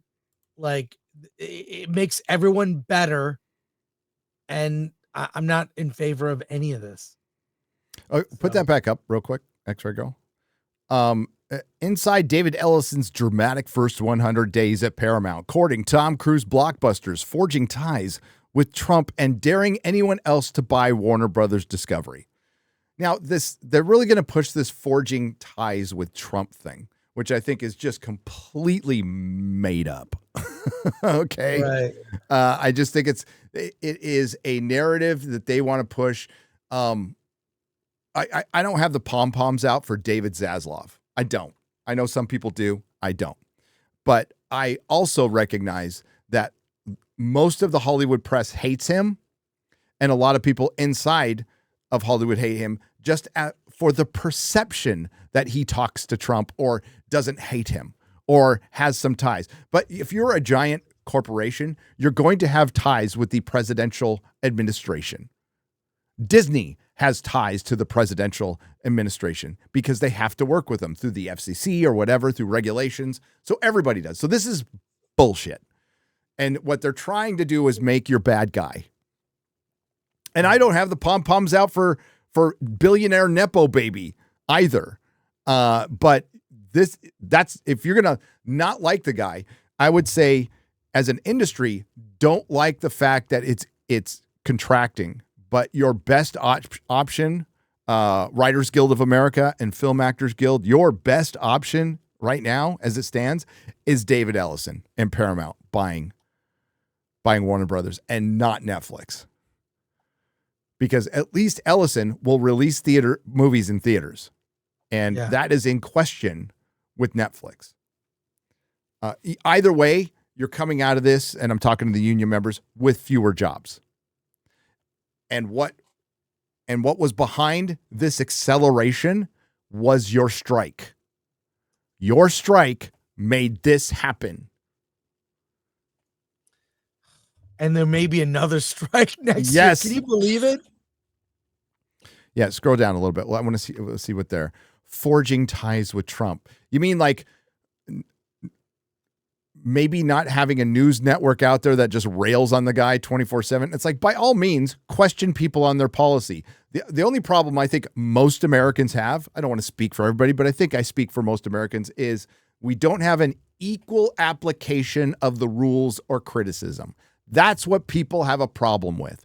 You clearly, as Chris mentioned earlier, took a side. Yeah. And that's why nobody trusts you as an institution. Nobody trusts news anymore because you got caught lying to us like many, many, many times. And this is beyond liking or disliking a president. As Paramount chief builds a Hollywood juggernaut that could soon swallow up Warner Brothers, which is crazy, Chris, because Paramount's a smaller company. Was. A different type of construction is taking place 3,000 miles away. Sources say that President Donald Trump has greenlit plans to host one of the first UFC fights under Paramount. So that's forging ties with the UFC. So they're going to do a UFC thing in the front lawn, which they announced. I thought they were joking. It'd be kind of funny. Do you have a problem with that new ballroom? They could have wrestling in there. They should. Great. They should. Dignitaries from around the world will attend a dinner and then head to the Octagon, the 8-sided ring where the main event will play out. Trump and UFC CEO Dana White are spearheading the telecast that discussed the date in June 2014 of 2026, which coincides with Trump's 80th birthday. He's getting old. Homeboy's getting old. Yeah. So we're going to televise an event. That means we're obviously going to sign off on everything Trump is. This is what they do, though. And this is the problem with calling half of America and one guy a Nazi for years and years and years and years, that somebody just wants to do a business deal. And y'all don't have any problems with, like, you'll give fucking Woody Allen standing ovation. Guy who married his fucking stepdaughter. While the spectacle might sound like a discarded scene from a 2006 dystopian comedy Idiocracy, it provides a glimpse into Ellison's rising empire, one that skews alpha male and that some fear will entwine the studio's content more closely with MAGA messaging. Oh no. It is criminal what the mainstream media has done to vilify and turn Americans against each other. I've seen it, like friends within my own family. I've seen this and it's disgusting to me. Neighbor against neighbor. Yep. Like the disdain that people, disdain and the looks people will give me, certain types of people, when I wear a hat that just says America on it. Or Not American flag. Republican, not right wing, just a hat that says America, which I wore when I voted yesterday. A lot of good it did us. I think California should be broken up. Oh, I've thought that for years. Southern and Northern California, just let's do that. And we can run things the way we like. People can move to where they want to be. Because there's certain parts of California that seem completely unaffected by tent cities and drugs because they won't tolerate it. I love when they have like the guy who's the sheriff of Riverside. He's awesome. He gives no F's. He's like, well, we're gonna do this. Like, yeah. So the only good thing is Texas has been somewhat fortified by refugees from a lot of people complain about the refugees from other states, but some of them, a good many of them, are fortification. Yeah, they are. Yeah. And it's the strange division of America that's not going to be a line down the middle. It's going to be like little regions. And people were fucking Gavin Newsom coming out and bitching about redistricting. It's like, this is your latest redistricting. You did it 10 years ago. You did it 10 years before that. Remember, they were calling Arnold Schwarzenegger, like his dad was, but they were calling him a Nazi back in the day when he was the governor. And he was like the most fucking milquetoast governor in the history of governors. I mean, it's so pathetic. And I can't stand Newsom. I mean, I've been here, seen what he's done to this state, saw what he did to San Francisco, a city I loved, a city where that's where you and I met at WonderCon, I think 2011 or 2012. Yeah. Around there. 2011. 2011. And you still have, I wish I had that Muckle Batman. It is impossible to find. I've been looking for one ever since, but you have the stand. I have the stand. You have the stand. The stand. And I gave the Superman one to my friend Bobby Schwartz. He's a bigger Superman fan than I. Gave it to him for his birthday. So they're making this correlation because he's allowing this fight and he's broadcasting it, that now he's going to like start making everything fucking MAGA. And oh my God, they're going to bring back masculinity, Chris, to Hollywood. God. Yeah. Well, what's happened to publishing? People complain, men don't read anymore. Men read plenty. They just don't read your schlock because it got feminized. And we were talking about it earlier. And Hollywood got feminized. Paul Chato just put out a great video. We love Paul, by the way. We love Paul. And he did a good video on it. And we've been talking about it for a long time. And we got a lot of shit back in the day for it. A lot of shit. And now here we are. And everything that we used to love, that was proven, everything that was a proven success over years and years, comic books, superheroes, lasted wars and fucking depressions and economic downturns and strife in the 60s, things that outlasted all that, couldn't outlast woke. Woke. Fantasy storytelling that's 100 years old in some cases just became problematic like in the last 5-10 years. Well, men have basically fled publishing because the people that have infiltrated publishing are women and or wannabe women who are gatekeeping male authors. Again, when too many women invade a space, men just go somewhere else. They go somewhere else. Dude. They take their talents and their efforts and they put them somewhere else. We don't need more women in STEM. We need people who love math in STEM. Yeah, we need people. I don't, just people who love science, have them go in STEM. This weird gender like divide that's being created is all of it is it's not going to lead to a positive end. No, well, that's the worst. The worst crime of feminism, modern, is making having men and women be enemies against each other. It's fucking a crime, right? But yeah, we need Asians in STEM. More Asians in STEM. I'm fine with that. Right. More mathers. We need women in STEM. You know what? People always bring up like when shout out like every woman's what was it? The UN women's Twitter site said every job is a woman's job, and everybody like shot back going, yeah, we need more women in underwater welding and working high tension wires and blah blah blah. And it's like, no, we don't. Actually, we don't. I think we are good with the numbers we have because I want this shit to work. Okay. I don't think there's a lot of women up on the Golden Gate Bridge painting it, as you guys may or may not know. It is constantly being painted all the time. They never stop. Once they reach one end, they turn right around and just start painting it again the other way. Why? Because it'll rust. It'll rust and fall apart. So they have to, the amount of money they put on paint is, but you have a job for life. Yeah. It's like dusting this room. It's in a constant state of being dusted. I dust a section a day because I have to. Because I was too cheap to buy module cases, which are expensive and bulky, and no way. Here we go. So in rapid fire session, the 42-year-old Ellison has become show business's ultimate disruptor.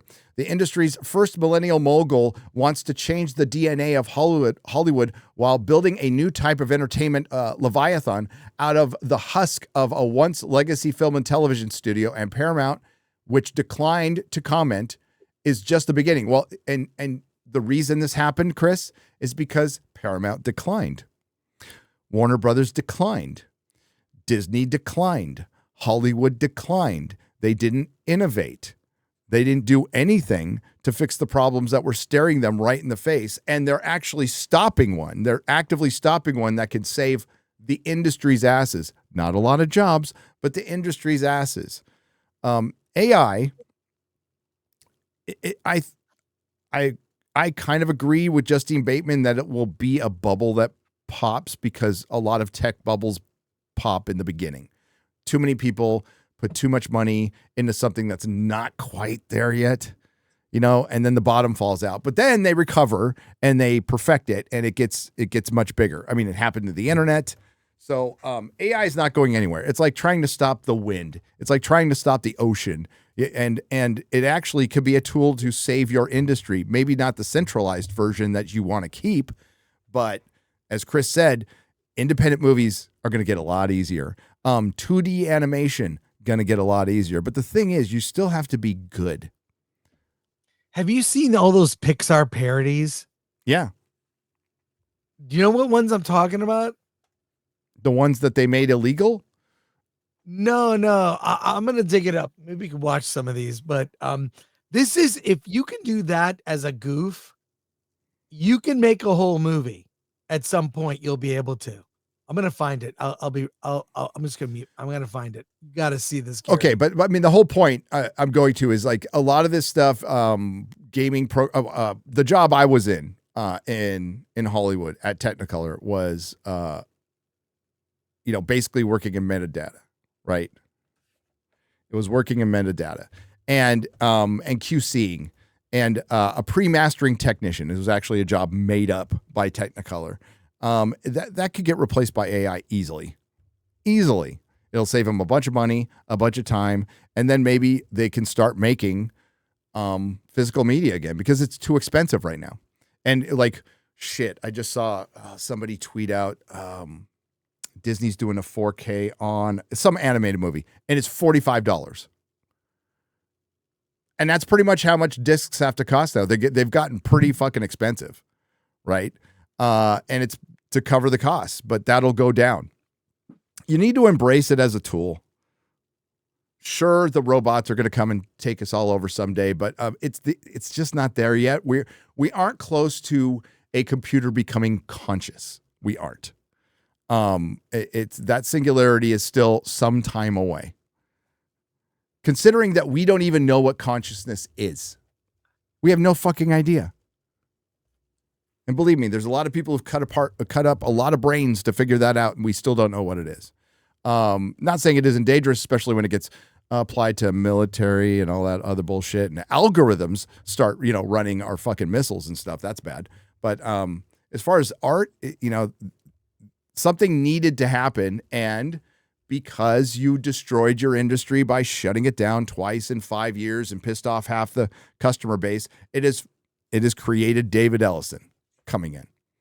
By the accounts of many industry insiders, Ellison has been busy leveraging his family's extraordinary wealth and access to President Trump to prepare for buying spree.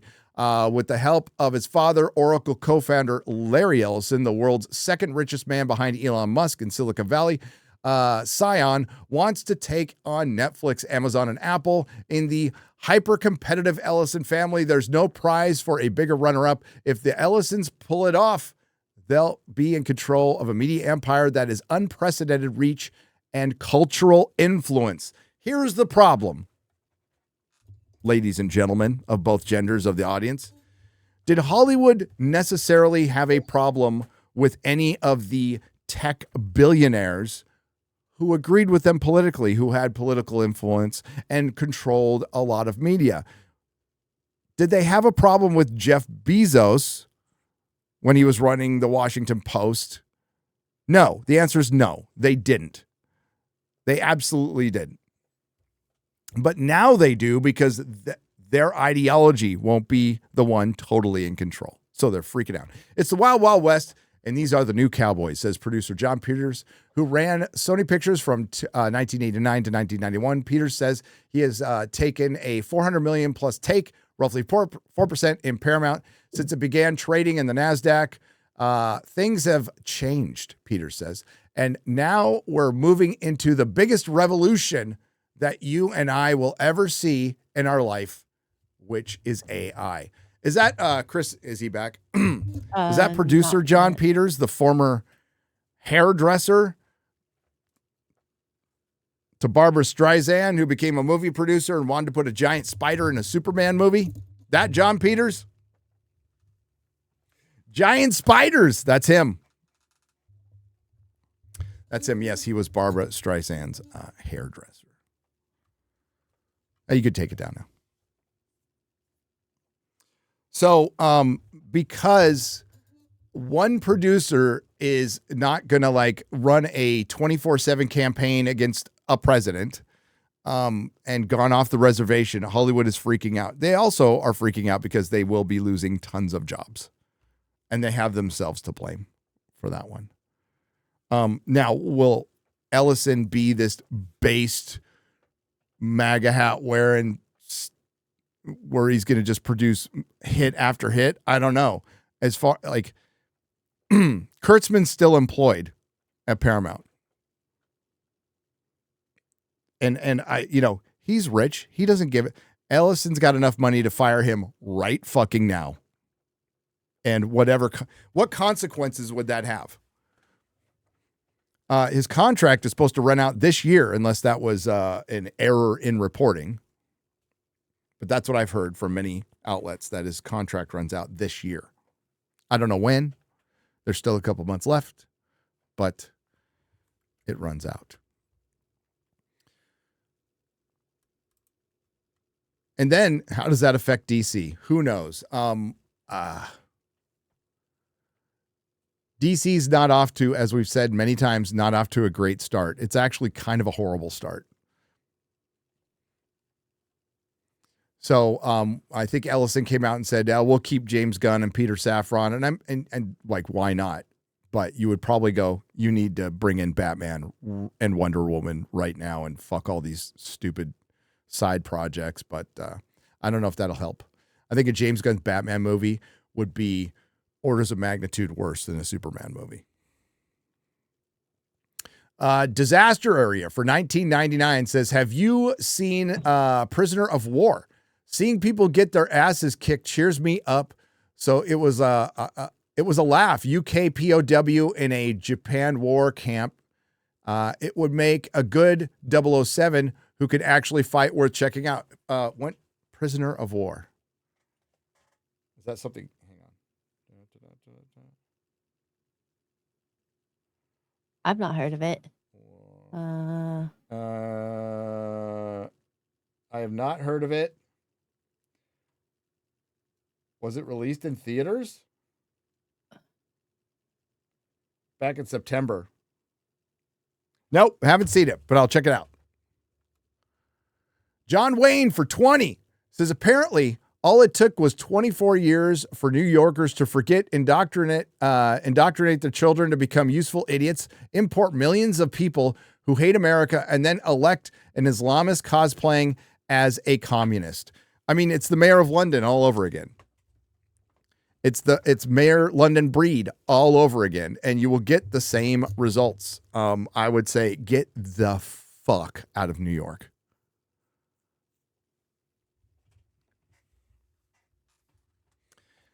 Get the hell out of New York. I think I saw somebody put up on Twitter, serious question. Why does everybody think socialism doesn't work? And it's like, fucking crap. It's very simple. I'll put it in the simplest terms for you. Socialism runs out of rich people.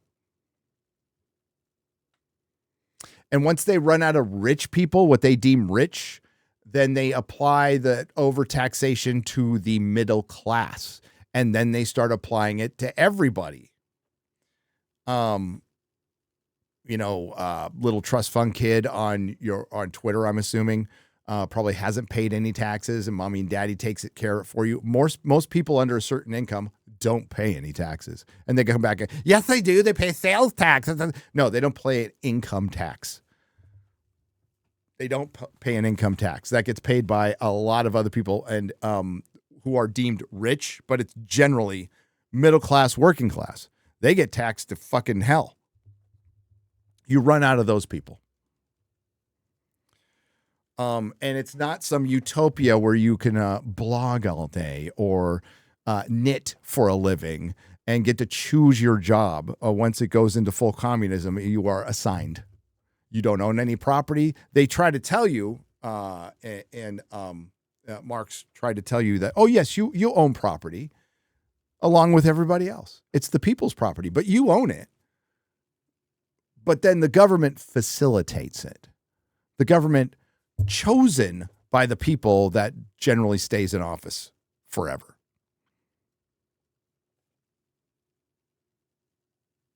I'm back, Gary. I got some coffee. Yeah, so socialism hasn't worked. And the only places where you could argue it's kind of worked aren't true socialism. If we want to go to the European countries, which are monarchies, and they have a lot of socialized stuff, the other thing they also have is a homogenous society. That's where it works. Where it starts not working is when that society gets less homogenous. Well, elections have consequences, but They look do. at this. Share my screen. It's the Florida Realtor of the Year. Yeah. For 2026. Yeah, move to Florida. A lot of people have. Move to Florida. We have a lot of friends in Florida. There you go. I thought about moving to Florida, and I'm like, most of the state is below sea level, technically. No, thanks. No, thank you. I mean, the one thing that's a bummer about Texas is it's fucking flat. I mean, there's some mountains to the west, but it's pretty flat. I'm used to, in SoCal, we had mountains everywhere. And, but I'll trade that. Give me a nice flat scenery. I'm in the hill country, so it's kind of nice, for no state income tax. Any day. God damn, the amount of money, Chris, we saved just by moving is insane. God. I don't even want to think about it. Do you want to see these Pixar movies that people made? These little Chris, trailers? How about keeping 30% more of your income? Yeah, I know. Like, even or gas. Gas, food, taxes, $4.55. Property taxes Insurance? are up there, but I pay Eggs. property tax in California, so it doesn't really bother me that much, but property tax is bullshit. But yeah, it's like 30%. 30 fucking percent. A lot. Papa bought a brand new pair of shoes. Rockford Files like, I moved to Greece. Well, the dollar goes a long way, but not the best economy in the world right now. Didn't their economy almost like completely fall a few years ago? 2015, I think it was. Chris, what do you got? What are you going to show me? Just watch this. I know they were okay to set this up. I know they were doing before they did movies. They were doing a bunch of Pixar poster things that they had to rip from because so many people did it. But now Sora is doing Pixar. So what do we got here? Okay, so these are teasers for proposed Pixar movies. The joke is generally the title, but we'll just watch some of these. We'll pause or they're fun. They're fun. Yeah. Florida has no income tax, by the way. Move to Florida. Here we go. They're fun. He's had one too many. But tonight, he's about to discover his real power. Disney Pixar presents Get a Bag. This fall, Disney and Pixar proudly present. Do you want to take me where? To Paris. I'm gonna come too. I don't know if I can handle you both. Eiffel Towering. Disney and Pixar present. You reek of fish. Oh yeah? You smell like a swamp with sneakers. Keep your sludge away from me. Gladly. When two fingers can't stand each other. Two in the pink, one in the stick. In a city full of lights, one guy feels smaller than everyone else. 3 inches? Oh my gosh. Sorry. But sometimes it takes the smallest courage. Oh no, this can't be happening. Why are there tiny floating things in my room? We need to help. Leave me alone. From Disney and Pixar, I just want to find where I fit. comes a story about finding the place that feels like home. You don't have to keep searching. Really? Yeah, you belong here. I didn't ask to be a masseuse. Oh Got shit. magic hands. I just want my happy ending. Moms, I like girls. No son of mine is going to be straight. I like girls. That's who I am. I don't want to sit on the drag queen's lap. Somebody took me out. I need to know why. So, you're a ghost? Guess that makes you my partner. Partner in solving your own case? That's the plan. You write it down. I follow the leads. From Disney and Pixar. In a city where color means life, a sickness begins to spread. Oh shit. Parade can't happen this year. That was Castro Then too. we'll still march in our heart. Oh my god. Go, you can't rewind. I was going to pause it for a second. Disney and Pixar. Okay. It's just they're all Rewind to the AIDS one because that looked like it was right up the Castro. Yeah, it's just Rewind it a little bit. They're all just dumb goofs. I can send you the link. No, here, right there. So stop right there. I follow the leads. From Disney and Pixar. In a city where Right there. Yeah, that's fucking Castro, dude. That is straight up what it looks like. I mean, the hill's a little higher, but that is like sitting on Castro Street looking up, dude. I'm surprised there isn't a Sutro Tower on top there. That is fucking good. That is good. Okay, hit play. color means life, a sickness begins to spread. What if the parade can't happen this year? Then we'll still march in our heart. Guess we're really doing this, huh? Looks like it, darling. From Disney and Pixar. We can't tell Mom and Dad. Need a lift? From Disney and Pixar comes the story of a man who's always there. Everybody needs a neighbor, kid. Mo Lester, helping out, coming this summer. This fall, Disney and Pixar proudly present No, I'm stuck. a story about overcoming adversity Stepson, can you come help me? and finding unusual connections. Here, stepmom, let me try something. Almost there. I can't believe this is real. I see him. With every new life comes a new story. My kid. Hey, my kid. I mean, this goes on for like 10 minutes. Okay, that's good. I mean, one more. Let's do one more. Okay, one more. Show One these more. on FNT. FNT would be good for this. He's perfect. From the movie creator from Cost. Everyone throws their wishes away. But this fall, Somebody has to bring them back. pennies. I've got you. He went in after a penny? Only in theaters. Thanks. This is it. I can feel it. Our year. You say that every season, Dad. One of these times, I'm gonna be right. From Disney and Pixar. Every year is the year if you believe in it. Every year is the year. In a Okay, city that's it. where We're good. every girl is a pair of scissors. Two blades dare to dance. Ready? Always. From Disney's Pixar comes a story Okay. about cutting loose. Oh my god. It's again this guy. I put the That is link in the fucking private awesome, chat dude. if you want to like. Yes, it's AI slop, but it's AI slop for good. Done for good. It's like, means well. look, it's gonna get beyond slop. This is slop now. Well, In a okay, year, humans have been making slop. So, yeah. oh my Yeah, God, that was funny. Well, dude, there's 10 Ain't my more kid. minutes of that. Ain't my kid. Scissor City. Oh my God. Why am I stopping it? You want to go more? Do you want chat? Do you want some more? I can share. I mean, it's up to you. I'll put it back in. I can pop the link in chat if you guys want to watch it. Here's more. You want to go? Yeah, Everyone is like show less than more. 10 seconds. Okay, show We more. can show a little more. Here we go. Let's go. The chat is demanding it. Oh, sorry. A story about a man who couldn't help to rub off on others. You just get paint on me? Bro, that's on my jersey. Jalen, my bad. Maybe it's time to accept who you really are. If I'm ready. Yo, is that hair dye? Receding 5 nights at Diddy's. Welcome to the mansion. Oh Stay no. glossy. What's with the bottle, man? Just keeps things smooth. Do you hear that? He's here. First rule of the party, never let it dry. From Disney and Pixar comes a story about what happens when two things meant to be apart. Hi, I'm Roller. Name's Grabba, and I think you're incredible. Decide to roll together. It's back again. Honey, it's late. Go to sleep. We told you everything's fine. It doesn't sound fine. Disney and Pixar present. Y'all need this baby oil? He doesn't listen. He keeps us waiting for hours. And he calls me tiny arms every single day. Oh, come on now. I'm just keeping things shiny. This holiday season. Mr. P's Toy Stories. In a world where sharing is everything, This is the best hot chocolate ever. You have it all over your nose.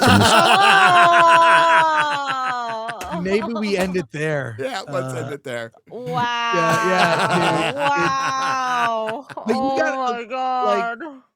Please show that on FNT. It'd be great to see everybody react. Oh God. And there's more of those. They are. It's crazy. That's a compilation, but they're all over the place now. That is wonderful. And Disney's going to be suing somebody. I don't know if they can, though. It just shows you how dumb the Pixar concepts have become. Tired. It's anthropomorphizing everything. You know, a dildo. You know, just like it's just crazy. A butt plug. Right. Yeah. Right. Yeah. Which was part of the plot of episode 1 of All's Fair. They took down the tech guy by finding out that he walks around with a giant butt plug in his ass. Oh my God. Did you miss that part? Where they No. dude. Yeah, for reals. For reals, that's the show. That's the show. Robert Hayes for $49.99. Thank you, Robert. Says, let me run something past you guys. I think Return of the Jedi should have been 2 movies. One movie revolves around Han Solo and Jabba and finding out about the Death Star. The second, all about Endor stuff and exploring how Han became a rebel general.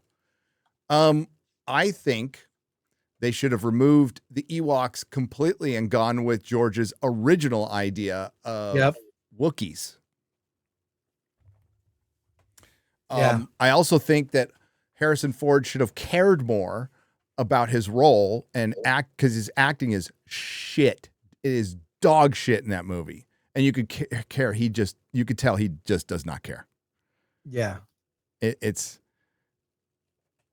bad. You know, we were talking earlier about Jennifer Lawrence. Did you guys, the older guys and gals will remember, Harrison Ford used to not give many interviews. Yeah. He used to not give many interviews. And the reason given was, I want you guys to not see me.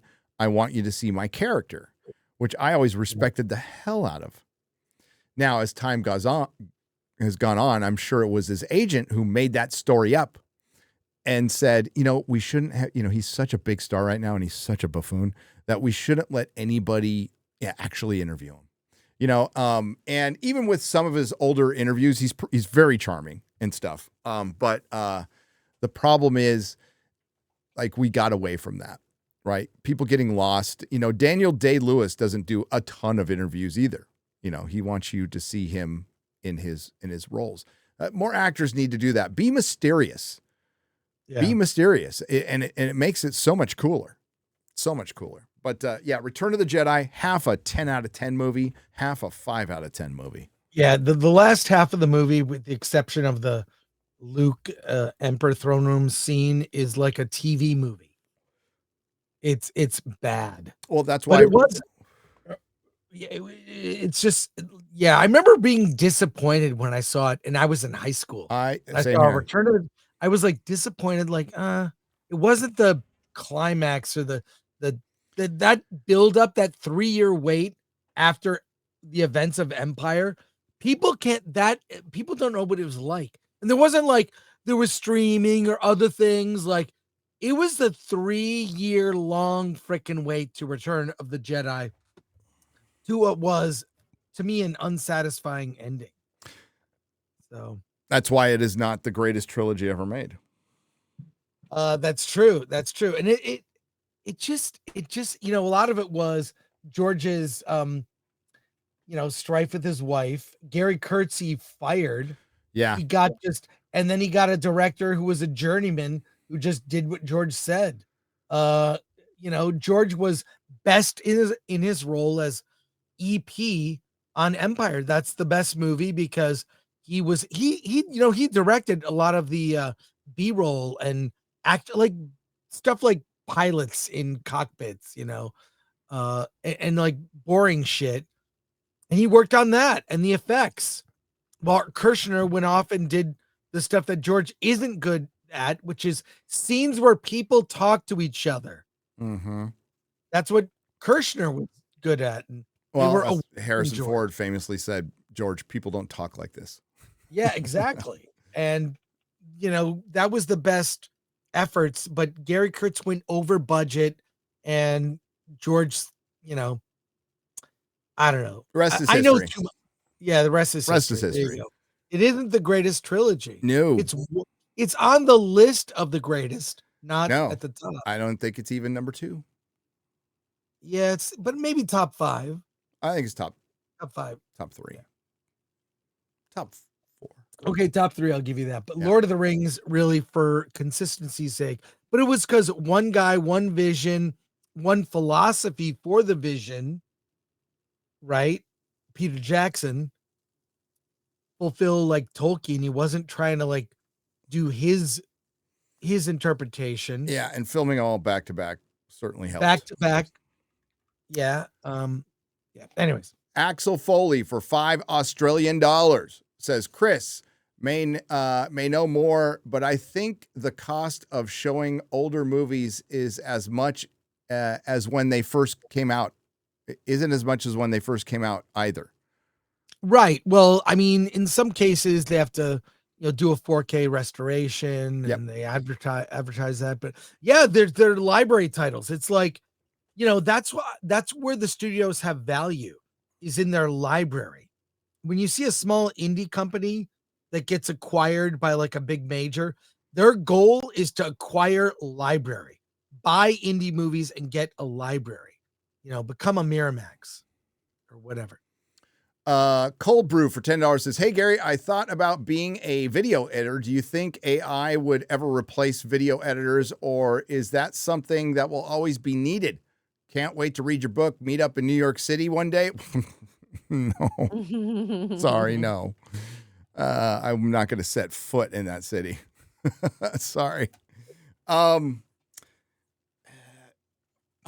think editing is something AI will be able to replace someday. Yes, but not anytime soon.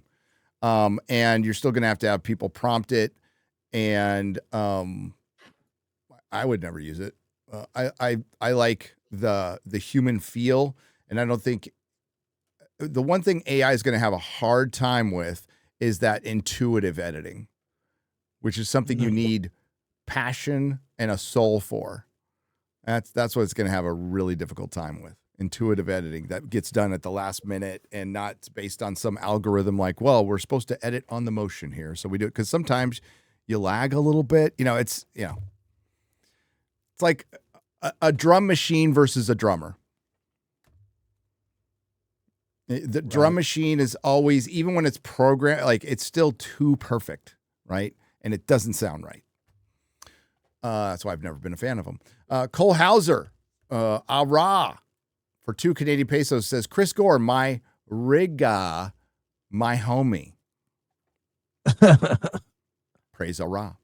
Mexi Rage for $10. Shout out to Sydney Sweeney for having the best response to the Jeans drama. Just went from a 9 out of to a 10. Cast her as Black Cat, easy money. If they are smart, they were smart. Hollywood picked this fight. Yes, they did. D for $5. Do you guys know young male filmmakers are submitting short films to festivals with fake genderless names, not to be discriminated against as men? Did you know about this, Chris? Wouldn't be surprised. That makes sense. It is part of why the Sundance Film Festival is far less significant than it used to be. It's not a factor, but yes, that's smart. That's smart. Gender neutral name and refuse to say, no, because festivals feel like they must have parity between male and female filmmakers. So they have to program, half the films have to be female, half are male. And what that ends up with, a lot of movies being programmed based on identity and not quality. Mm-hmm. Sorry to say. And then people think, well, women are just bad filmmakers. No, there are bad female filmmakers and male filmmakers, but don't choose one over the other based on identity. It's killed film festival. They are not significant now. Sundance is leaving Park City to go to Boulder, Colorado.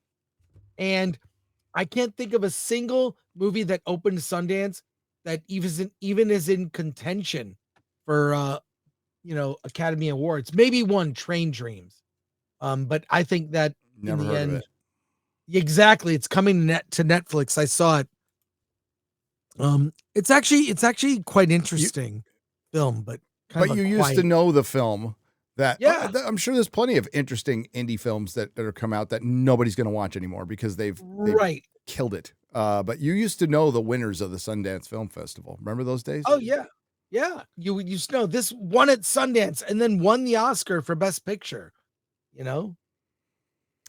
Matthew Hammond for $5. Did you see the announcement of Disney's Sleeping Beauty movie called Aurora? She is white while Prince Philip will be black. Is that true? Let's look it up. I've not seen anything about Prince Philip or if Aurora will be white. Just Sleeping Beauty Aurora. Sleeping Beauty, guess who's coming to dinner? Oh boy. Daniel Moore on the Streamlabs side for $1 says, hey Chris, just came online. Did you think of the con anymore? I'd love to help you out. If you need any slave labor, hit me up. All hail the chat, hail Nerdrotic, and of course, hail X-Ray Girl and Gary. When and if we move forward with that, I will let you know. I've done the research. California, it would be hard to pull off in a profitable way in California. If it was kept small, like at the Pasadena Convention Center, which I looked into, it's $50,000 a day to rent the convention center in Pasadena a day. Yeah, that was my concern. I am talking to a buddy of mine. We could maybe partner and do a test and see if people would love. All I know is the panels would be amazing. They would. But it's not just the cost. It's the amount of planning and how much it would take away from your work and anybody else's involved. Yeah. That's why it's a full-time job for most people. Right. It's a seasonal job. I'm not afraid of it so much because our award show is like a lot of planning and I know how to do that. So it's just, I can only do so much. So, yeah. Still thinking about it, but I've done the research. Big PD81 for 20 says, hail, late to the party. Saw the rat massacre from Witcher 4, and all I could do was laugh. You guys rock. Keep on trucking. It was hilarious. I loved it. I've watched it multiple times, to be honest with you. Multiple times.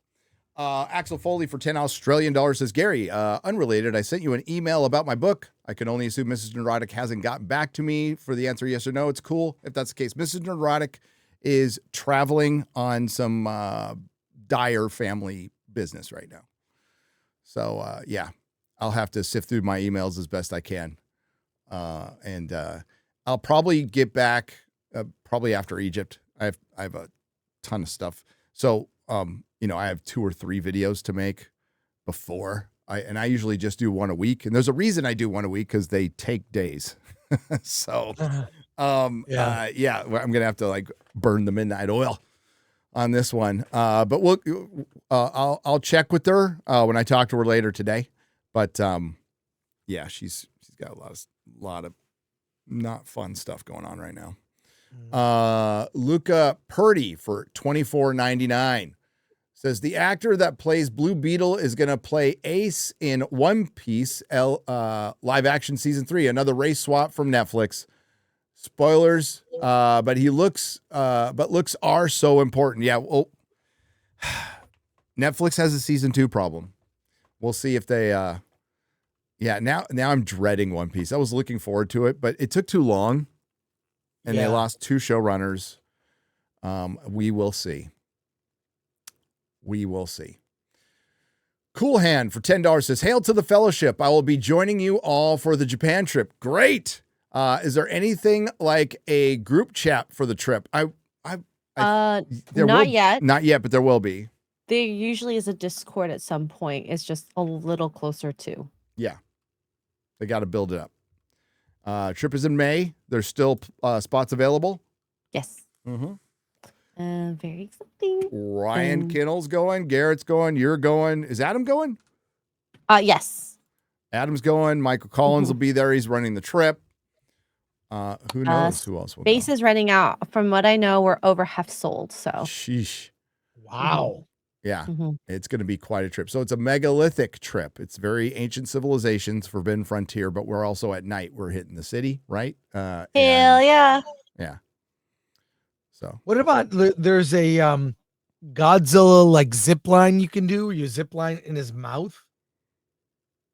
I would do that. I would just want to go do Godzilla shit.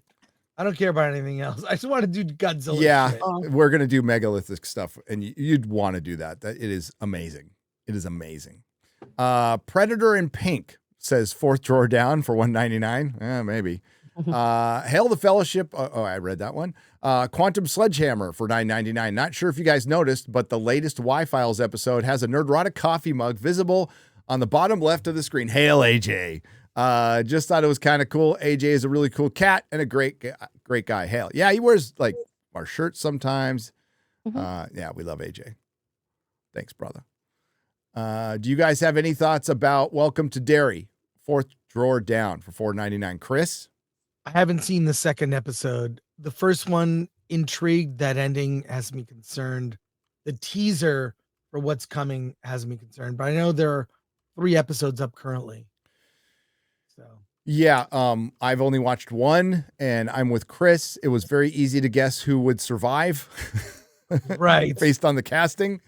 But what happened? Oh, sorry, that was me. It wasn't refreshing for some reason. Okay, there you go. There we go. Cake box for 100 Norwegian krona. Good evening, gents and lady. Currently recovering in the hospital after smelling toast at the ripe age of 32. Oh shit! Jesus, a stroke. Oh, glad you're recovering though. Yeah, glad you're recovering. Take care of yourself. Holy shit. Really quick, back to Welcome to Derry. It was fine. It didn't blow me away. And I didn't feel like the need to rush to the other 2 episodes, but I will eventually catch up. It wasn't terrible at all, but it was fine. Robert Hayes for $4.99. Concerning Predator's Badlands, make the pain stop. I'll find out tonight. Powdered Toast Man for $10. I recently watched MS-45 and was blown away. Such an awesome movie. Not a ton of YouTube breaking it down, and I was wondering if either of you have seen it. MS-45? I haven't seen it. Is it Ms. 45? Okay, Ms. 45. What is it? It's like an old exploitation movie. Is that what he's talking about? I'm guessing. Hang on. Yeah, it's an old exploitation movie from 1981. Abel Ferrara. Yeah, that's probably why a bunch of YouTube isn't breaking it down. It's old. Yeah. From 81, Abel Ferrara. A devastating depiction of sexual violence and female rage with a stunning central performance by Zoe Lund. It's from Arrow. Oh, so did Arrow just release something from it recently? Yeah, probably like That's they do a lot of classic re-releases. Yeah, so I got my that's good. Spawn 4K from Arrow. Sweet. Yeah. Angst Kitten for $5. All's Fair is terrible, but somehow it's still not as boring as I find the latest season of The Witcher. I struggled to watch just 2 whole episodes. It's pretty boring, The Witcher. Matthew Faction for 10 Canadian pesos. I feel the same way about British Columbia, Canada. I dare you to try to find a more beautiful place in all of North America, but you can't. But just like the rest of the West Coast, it's too damn expensive. Yeah. There's a point where that gets, I grew up in California. I never thought I'd leave California until I left. And there's only so much I was willing to put up with for decent weather, accessibility to a lot of stuff, including some of the best national parks around, the desert, Death Valley, Yosemite, all these great things that I could visit from Texas. And let's be real, not everybody who was living in California had time to visit them. And then getting into Yosemite now is impossible. They get 1 million visitors a year. So good luck getting your reservation for Yosemite Valley. You usually have to do it a year, now 2 years in advance. It's not worth the hassle, man. Also, I was cured of the big city in San Francisco, paying for parking everywhere you go.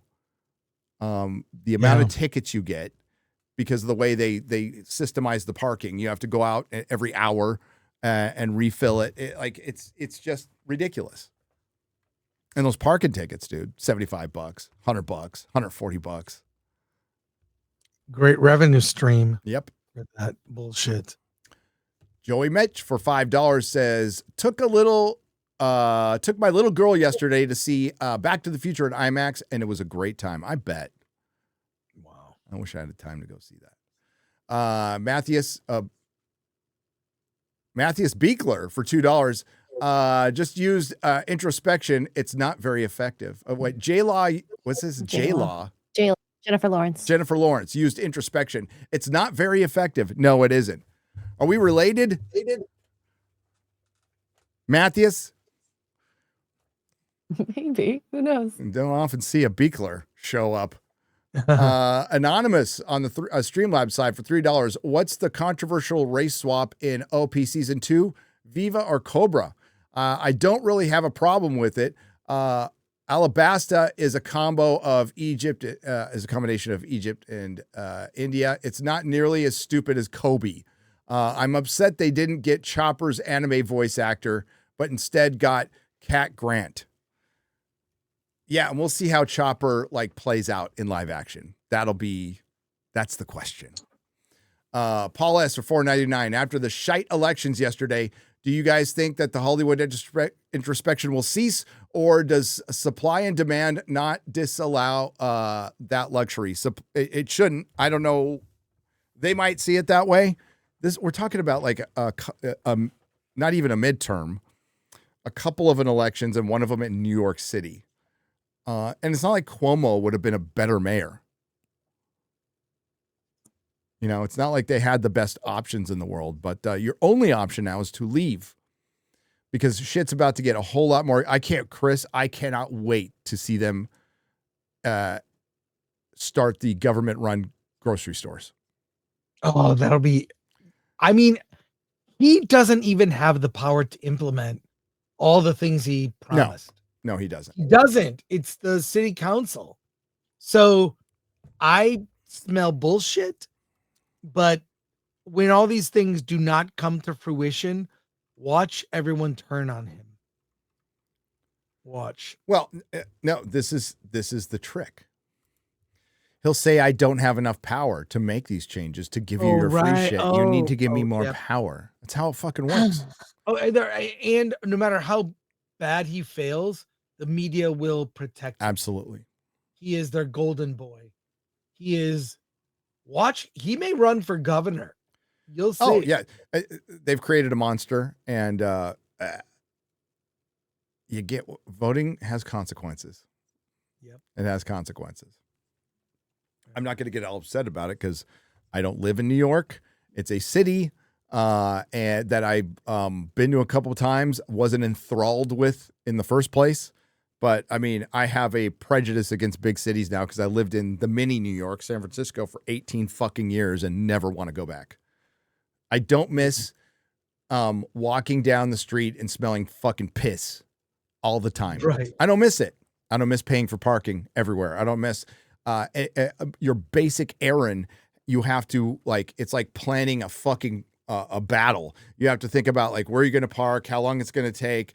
And it's just pure, like just unnecessary stress. Right. And then everything's fucking expensive. Everything. And that's on top of the fentanyl zombies and possibly getting stabbed wherever you go. Jason Gonzalez for $5. What has Lawrence actually been in that made you say, wow, that was great? To me, she's a middle of a pack hack. She hasn't been in anything that you go, that is a great performance. No. Hunger Games. That's what she and the fappening. That's the only memorable. It's the only memorable thing. She was a terrible Mystique. I mean, I like some of the movies she was Mystique in, but compared to Rebecca Romaine Lettuce, oh yeah, come on. War Van Eagle TV for $4.99. Crash Davies gave the best advice on how to handle bullshit media interviews when prepping Nuke LaLoosh in Bull Durham. Bull Durham. I haven't thought about Bull Durham in a long time. Arg another name for $9.99. Interesting that people born in New York soundly reject Mondani. It was newcomers and 18 to 35-year-old women that voted for him. There you go. Repeal the 19th. Yamada for 100 yen says, for the New York City elections, I will blame Republicans. They were fighting like cats for months and have no idea of ground reality. At this rate, the left will come back. Republicans don't know how to win. Never have. Never have. Giggity for $2. I heard that Thing 2 is in production. Why? Is it? I have not heard that. Well, the Thing 2. Well, they did make a Thing prequel. I don't know if you remember, Gary. Years ago. I kind of remember. Yeah, Joel Edgerton is in it, and that chick from Scott Pilgrim. It wasn't good. He told the story of the station that got destroyed. Yeah. Okay, that was back in 2011. It was not great.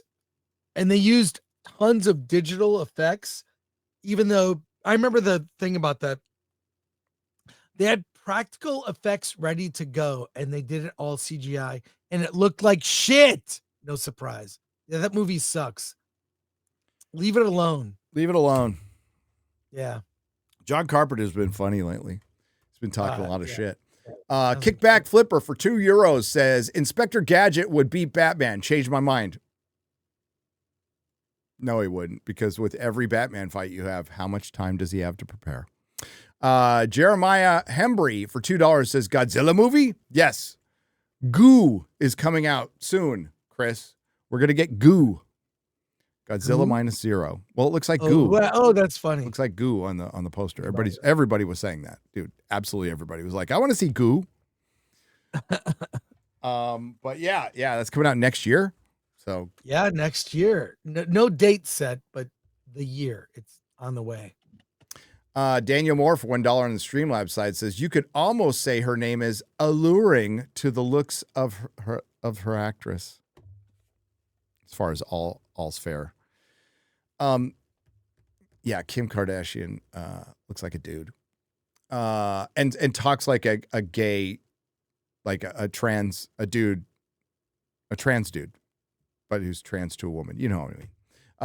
Matt Defer for €5 says, hey, Gary, you could simply convert this year's costume to Hasselhoff. Just add a cheeseburger and a vax syringe. Yes. Could ride the Hasselhoff. Golem Wolf for $5 says, the best thing about Kim Kardashian is the Tony Hinchcliffe roast. Close your legs. You've got more public beef than Kendrick and Dre. Snacks for $2 says, does All's Fair have a trans former judge? No, but there's a trans sex worker in episode 3. You mean a hooker, Chris? Well, ex-sex worker. It's just ex-hooker. The show is the dialogue in that shows. I've never. I've had some vile conversations with male friends. We don't talk like the way these women talk. No, I mean, what's worse than swearing like a sailor? Women are horrible. You kidding me? They talk. Are they? Yes. Yeah. Have you not watched the fucking Simpcast? Yeah, that's true. Tell me a Simpcast where they haven't talked about anal. Okay. Yeah. You won't find it. Yeah, I guess you're right. War Van Eagle TV for $4.99. Kim must have gotten her JD from Saul Goodman's alma mater. Saul Goodman. Axel Foley for $5 Australian. Kim Kardashian's best role was in a movie for adults. Yeah, the reason the woman's famous is she actually ripped off her friend Paris Hilton and decided to accidentally leak a sex tape. Kiki Palmer got some backlash from black people for a show she's backing called Southern Fried Rice. She released statements that might be worth a read. Oh, go check it out. Rated M for $4.99. Jason Gonzalez for $5. Every time you bring up Kim K, my mind goes back to Chrissy as Frost saying that Kim didn't get ass implants to be easy on the eyes for you. Classic Chrissy. Kilgannon 84 for $5 says, dudes on the internet need to stop all the dudes calling Kim gross have 100% gone home with way worse. Well, you got to separate the perception from the action in that case. That's all I got to say. John Wayne for $2. Netflix just needs to specialize in miniseries. Yes. Nordstrom for 300 RSD says, it really pissed me off how they killed off Vesemir. He died like a badass in Witcher 3, defending Ciri from the Wild Hunt. Yep, and he died like a bitch in Witcher Season 4. English Batchers for £2 proper money. Captain Marvel versus Attila. Which one stood up better? Be Attila. I don't know. That one I don't know. You got me. Captain Marvel. Well, no. Okay. Captain Marvel. So you're Marvel? Captain Marvel? Marvel Captain Marvel. English Batchers for £2. The West had strong culture that won the Cold War. But are losing it now because we're losing culture. Consensual collectivism is unsustainable, says Justin Asti for £2. You are correct. Gamer Gramps for $5. Warning, it's best to live in New York. It is best to live in New York than to move to Florida and lose everything you own in the next hurricane, says Gamer Gramps. They're kind of prepared, and it depends on where you go. But yes, that is a concern. That is a concern. But there are places in Florida that get hit by hurricanes harder than others, I would guess. Jeremy's lived there most of his life. I think he's been through a couple hurricanes, but I don't think he's lost everything. I think being near the water, storm surge might be kind of bad. White Rabbit Ann for 5 Canadian pesos. It's not victim mentality, it's vengeance mentality. Vengeance and envy. Don't let them use stolen valor. Marxist feminist lies. Lots of stolen valor. War Van Eagle TV for $4.99. Free AI slop busting on Disney is greater than hundreds of millions of dollars of real Disney slop. 100%. True. Randy Parker for $2. Why not start another comic shop filming studio? I mean, me? Because I am very happy as a YouTuber. Starting a comic shop would be fun, Chris. But that'd be like Joe Rogan, who's got the mothership. Have like he used to, like, I've been to that studio that Rogan recorded at Ice House in Pasadena. Mm-hmm. I went, Kevin Pereira had a podcast I did a couple episodes of that. And it's like he had the comedy club and then this back room, which was like storage, they turned into the recording studio. That was like where he first did shows, like very early when no one knew what was happening. So you could do a comic shop where you sell your shit rather than a storage space, and do a studio, make it a studio where you have guests, but still do your home studio.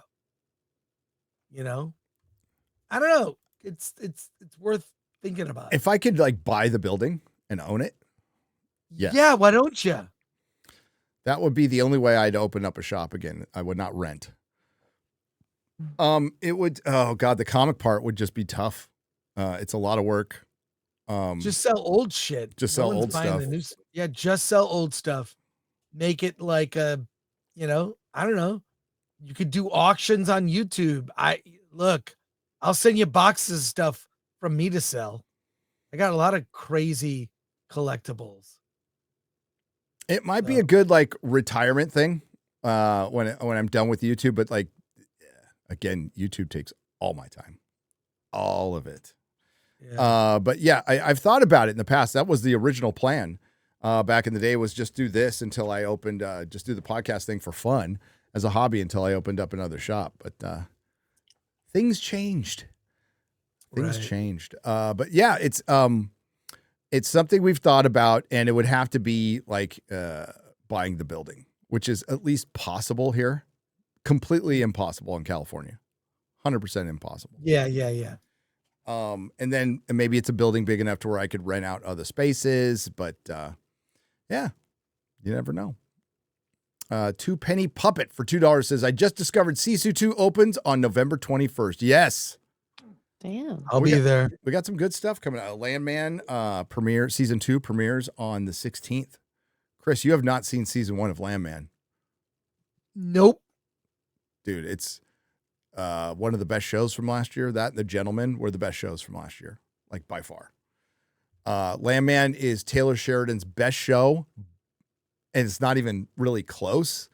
And I did not expect to like it as much as I just watched it out of curiosity. You know what made me watch it? I read a Variety review. I think it was Variety or Hollywood Reporter that hated it. And I'm like, oh, I'm going to watch this. And it mentioned like pro-oil propaganda. Like, oh, I'm definitely going to watch this. And you think about the premise and you're like, it's just something that you didn't expect Hollywood to make, and only Taylor Sheridan could have made it. And it's about a guy who literally just puts out fires for an oil company in West Texas. And it's simply one of the best fucking shit. Billy Bob Thornton is so fucking good in it. But yeah, it's kind of it's a violent soap opera. It's a very violent soap opera with Mexican cartels and oil companies, and then, you know, like some pretty based dialogue that a lot of you saw on Twitter. A lot of that, including breaking down like how stupid the giant windmills are and how much gas it takes to keep them going and to make them. English Batchers for £2 British. Miss 45 versus Black Narcissism for the best nun film. What? Oh, not narcissism. Black Narcissus. Black Narcissus. I have never heard of Miss 45 till today. Yeah, it's Abel Ferrara's movie, Ms. 45. Ms. 45. Alex for $5. A few weeks late, but I'm going to check it out. A few weeks late, but what do you think of the decision to truncate season 27 of South Park and going straight into season 28? I think they've got their final, well, they already were massively rich, and I think they're just winding down now. I think they got their bag and they're winding down. I think South Park has jumped the shark. Manotha Music tributes for $2 Australian. Australia is the new California. Australia's always had a lot of similarities to California. I mean, minus all the animals that'll kill you. Eric K for $2. New York City just voted to become what London has become. Yep. Connor Burton training for $1.99. You think Halo CE remake is a good move? What do you think, X-Ray Girl? I never played that, so I have no idea. I don't know. Do you think it's a good move, Connor? Master Cheeks. Wait, Master Cheeks. Master Cheeks. Just read Mad Love. Just read Mad Love comic by Paul Dini. Absolute peak. Fucking great comic book, Yamada. Great comic book. The best Harley Quinn comic book ever. I'd rather deal with a hurricane than commie dictatorship, says Big PD81. Yeah. Yeah, hurricanes end. Frex for $5 says, love the show. We love you. Thank you. Thank you. Is that it, X-Ray Girl? So far, yeah. All right. We're good. Chris, what do you got coming up on Film Threat? We got Hollywood on the Rocks with guest co-host the Angry Badger. Angry Badger. Appreciate him. Alan's taking care of some personal business, but Alan will be on open bar with the drinker on Thursday. Give Alan my best, will you? I will, and I'll. We're thinking about him. Yeah, and I'll be back with Alan on Friday. Review of Predator Badlands, my early review. Like full spoiler review? No, not full spoiler, but I'll do that Friday because people will have seen it. So, yeah, but today it's just general. So wait, does my camera, is it still janky? Turn it on. Is it janky now? You look clear right now. It's clear, but I'm clear. I could have been on the whole time. Yeah. There you go. You just gotta honestly, I forgot how to do it. You gotta delete your you can do it through Chrome, but like delete your cookies. That does affect the performance. Gotcha. Right, ladies? It affects the performance. Well, there you go. It does. X-Ray Girl, what do you got coming up? Tonight, Poor Choices at 8:30 p.m. Eastern. And then tomorrow, we're doing Forbidden Frontier at 6:30 p.m. Eastern, 5:30 p.m. Central, as long as everyone's still good with that. And then, yeah. I think so. FNT. I think so. I've got a lot of this and that to do, but my wife's going to be mad. I got to bail out on physical therapy today. I'll do it tomorrow. Your shoulder's doing really well, too. Yeah, it's doing great. I can almost, look at that. Oh, damn. Almost up.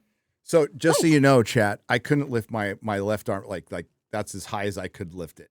So I had frozen shoulder, some bullshit. And they gave me a cortisone shot. I've been doing some physical therapy and it feels great. I can sleep through the night. It's fucking awesome. It's awesome. But yeah, Alan, just keeping Alan in my prayers, man. And my wife, who's we've had a rough year as far as like family, her brother died earlier in the year. She's got a cousin who's got cancer right now, and it's I think it's not good. It's not good. So she had to fly out to Utah. Poor mama. Thinking about her a lot. So prayers for Melissa's family, please. Please. But yeah, tonight I'm going to see Predator Badlands with my son and his friend.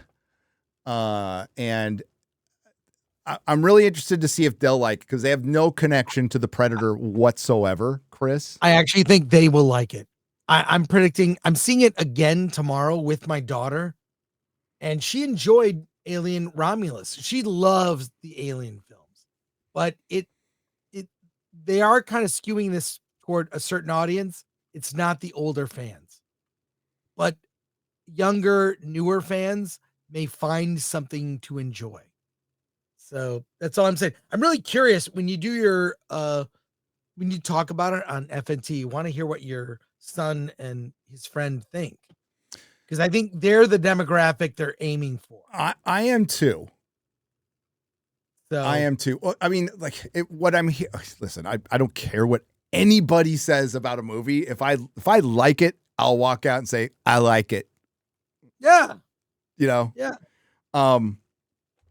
But I'm not gonna like pretend I'm not human and I don't have bias, and I'm not gonna walk in there going, you know, I love the first Predator, but to me, as much as I like Predator 2, Predator is an Arnold Schwarzenegger movie.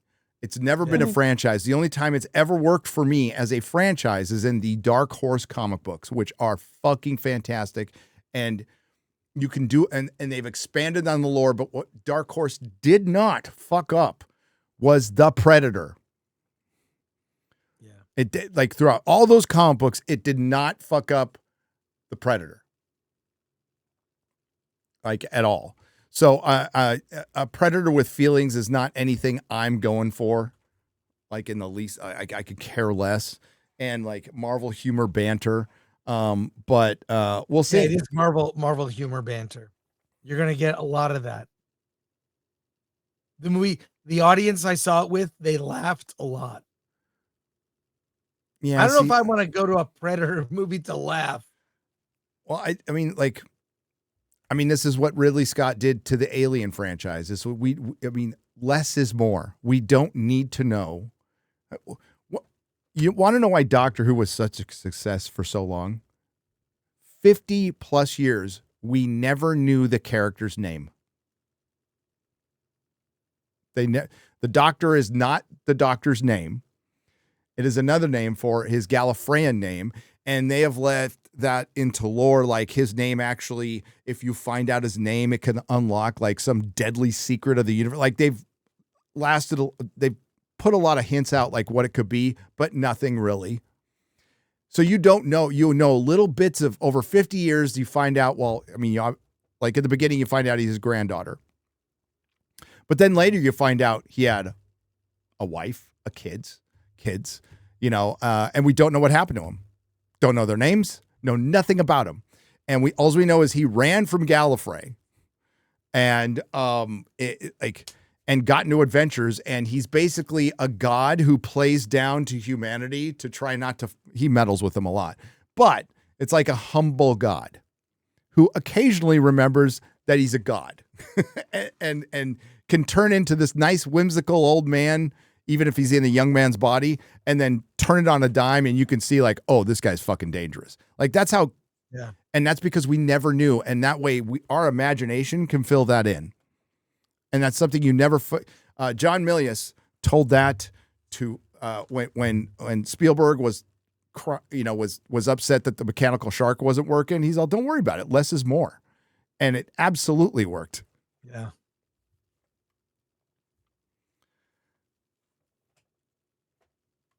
More soups came in, didn't they? I saw that look on your face. Damn it.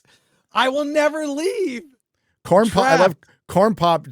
He's having his own conversation in here and says, gummies get you way higher than inhaling. Well, there you go. I'll take your word for it. How high do gummies get you? I thought it was because it was like a body high versus. But they get you higher? I think so. I can't imagine that. Some of the pot I smoke got you fucking high. Well, inhalation is quicker for sure than ingestion. So. Oh. That's, you know what? I feel so much safer knowing that there's a bunch of motherfuckers popped up on gummies driving around cars. Yeah. Tell me how that's different from alcohol. Usual Nappersteck for $10 says, hey, Gary, remember me? What do you think of Schindler's List? My favorite scene is the horrific shower fake out and the red jacket. The question is for all of you. Thank you and keep up the good work. What do I think of Schindler's List? I've seen it once. Never watched it. And it was years and years ago. I believe it came out when I didn't it come out when I was locked up? Chris, what do you think of Schindler's List? It is, I don't know. Probably look, I love nudity in movies, and that's some of the worst nudity ever. But it's also the only time full frontal nudity was on network TV. Oh. I don't know if you knew that because they played it without commercial interruption, limited commercial interruption, and they played it unedited.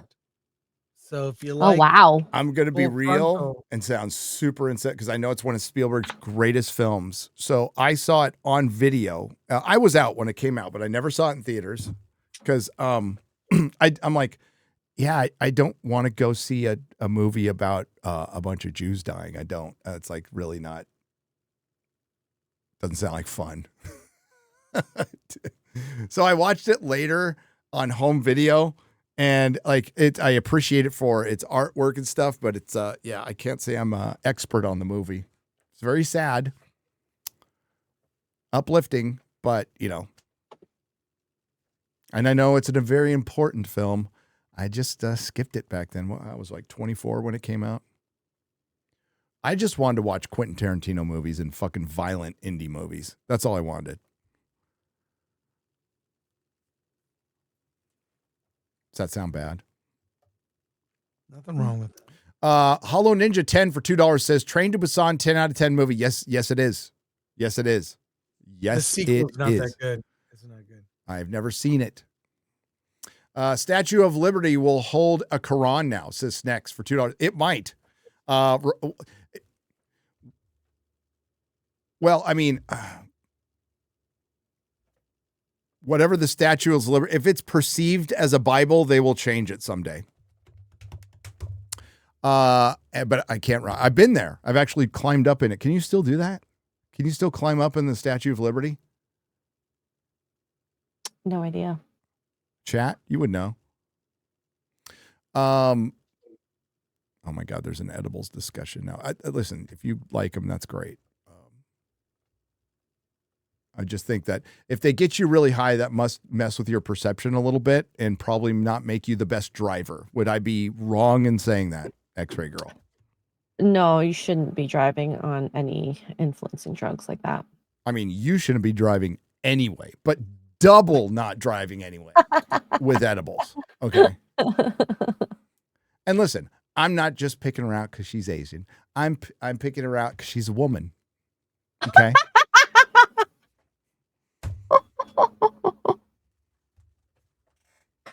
Oh no. See, it's not racism, it's misogyny. Sexism. There's a difference. All right. Reminder to you all: if you are openly communist and work for or have an IP owned by Disney, the most capitalistic corporation on the planet, kindly shut your, and I'm going to add this, fucking pie hole. Cough, Alex Hirsch. Cough. Oh, hi, Gary.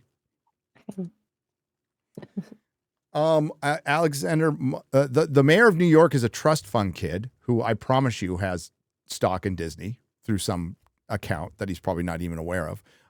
I don't. I have a little bit of a retirement thing.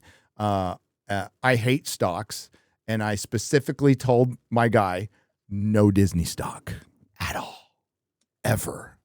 I don't care how good it is. I don't care. You know what I have, Chris? I don't know if it still counts as Disney stock. I have Marvel stock certificates that were supposed to roll over into Disney stock, and I didn't sign any of the paperwork, so they're probably not worth the paper they're written on, or maybe they are worth. Is Marvel stock certificates worth money? I've got 2. A friend of mine bought Marvel and did very well, but he bought it like in the before Iron Man. So yeah, I had it back in the 90s when they first made it available, and then in the 2000s. And I probably could have made off, but I never followed through. And I just kept my certificates, and They're framed. Yamada, do Republicans forget that wokeism is a threat? A lot of them have. A lot of them did. Sorry, Chris. I have to talk about this for a moment. What? Early in this year, a lot of Republicans thought woke was over, thought it was done, thought it was defeated. And I heard a lot of this through my criticisms of movies like The Thunderbolts and Superman, to where some conservatives were like, you just hate everything. This isn't woke. And I'm like, that's not good enough. I don't give a shit if something's not woke. If it's not good, I don't care. But yes, I think there was a feeling generally that the battle was won, or the war was won. Not with you guys, right. But you have to admit some people really got arrogant and thought like, okay, things are going to get better now. Woke is dead. Our buddy Piers Morgan just wrote a book called Woke is Dead. It's like, it ain't dead. It is far from dead. This is a culture war where you won a battle and then you immediately started fucking losing it by infighting and all this other crazy shit, not keeping your eye on the fucking ball. So here's an example of not keeping your eye on the ball. Now, I don't think it, I think it was predetermined this guy was going to win New York City. So I don't know if you can blame Republicans for that. There's no, other than the people who left New York, there's no presence there. That's like blaming Republicans for the mayor of San Francisco. I think that's a bit of a stretch. But if you don't want to have a bloodbath in the midterms, you got to start realizing that it is not the politicians who are going to save you. It is you who is going to save you. You need to go and vote. You need to vote in these midterms, which a lot of Republicans and independents don't. So it's up to us. It's up to us. If we want to maintain balance and sanity in this country, right? Yamada says, hot take, NYK style, New York City style pizza is better than Italian. I don't know if I've had I haven't had a pizza in Italy, so I don't know. New York pizza is the best. Thin crust all the way. New York City pizza is the best. It's not even close second though is Chicago. I like their casserole, basically what it is, but I fucking love it. It's good. And Detroit style, Chris, which is square, basically, it's pretty good too. As long as it has pineapple, I'm good. Doctor's name is Theet, according to mate of the doctor in Armageddon Factor Part 5. Sorry, not sorry to ruin it for you. That's not his name, though. That's not his name. My 3 favorite Venture Brothers episodes. I'd have to look up the names, but God,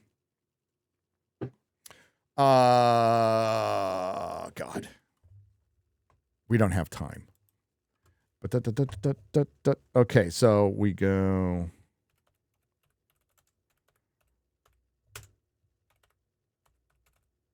You can read one, X-Ray Girl, while I'm looking stuff up. Sure. Gary, will you make VDO on demonization of the male gaze? This is from Yamada with the 40. Maybe.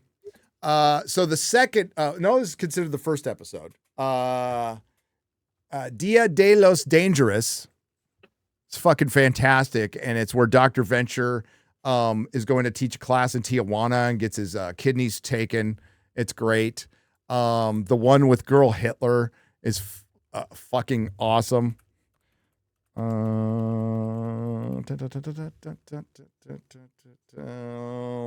it. Yeah, I'm not great with the episode names, but that's something I'll think about. I could do a top 5 Venture Brothers episodes. My kids were just watching it the other day. Oh, my kid and his friends. Are we done? Yep. Okay. All right. Chris has to go. I gotta go. I'll see you. How do you end the show now? It's gone. Are we saying bye? We're saying bye. We're good. Okay, bye. Bye-bye. Thanks, everybody. Later.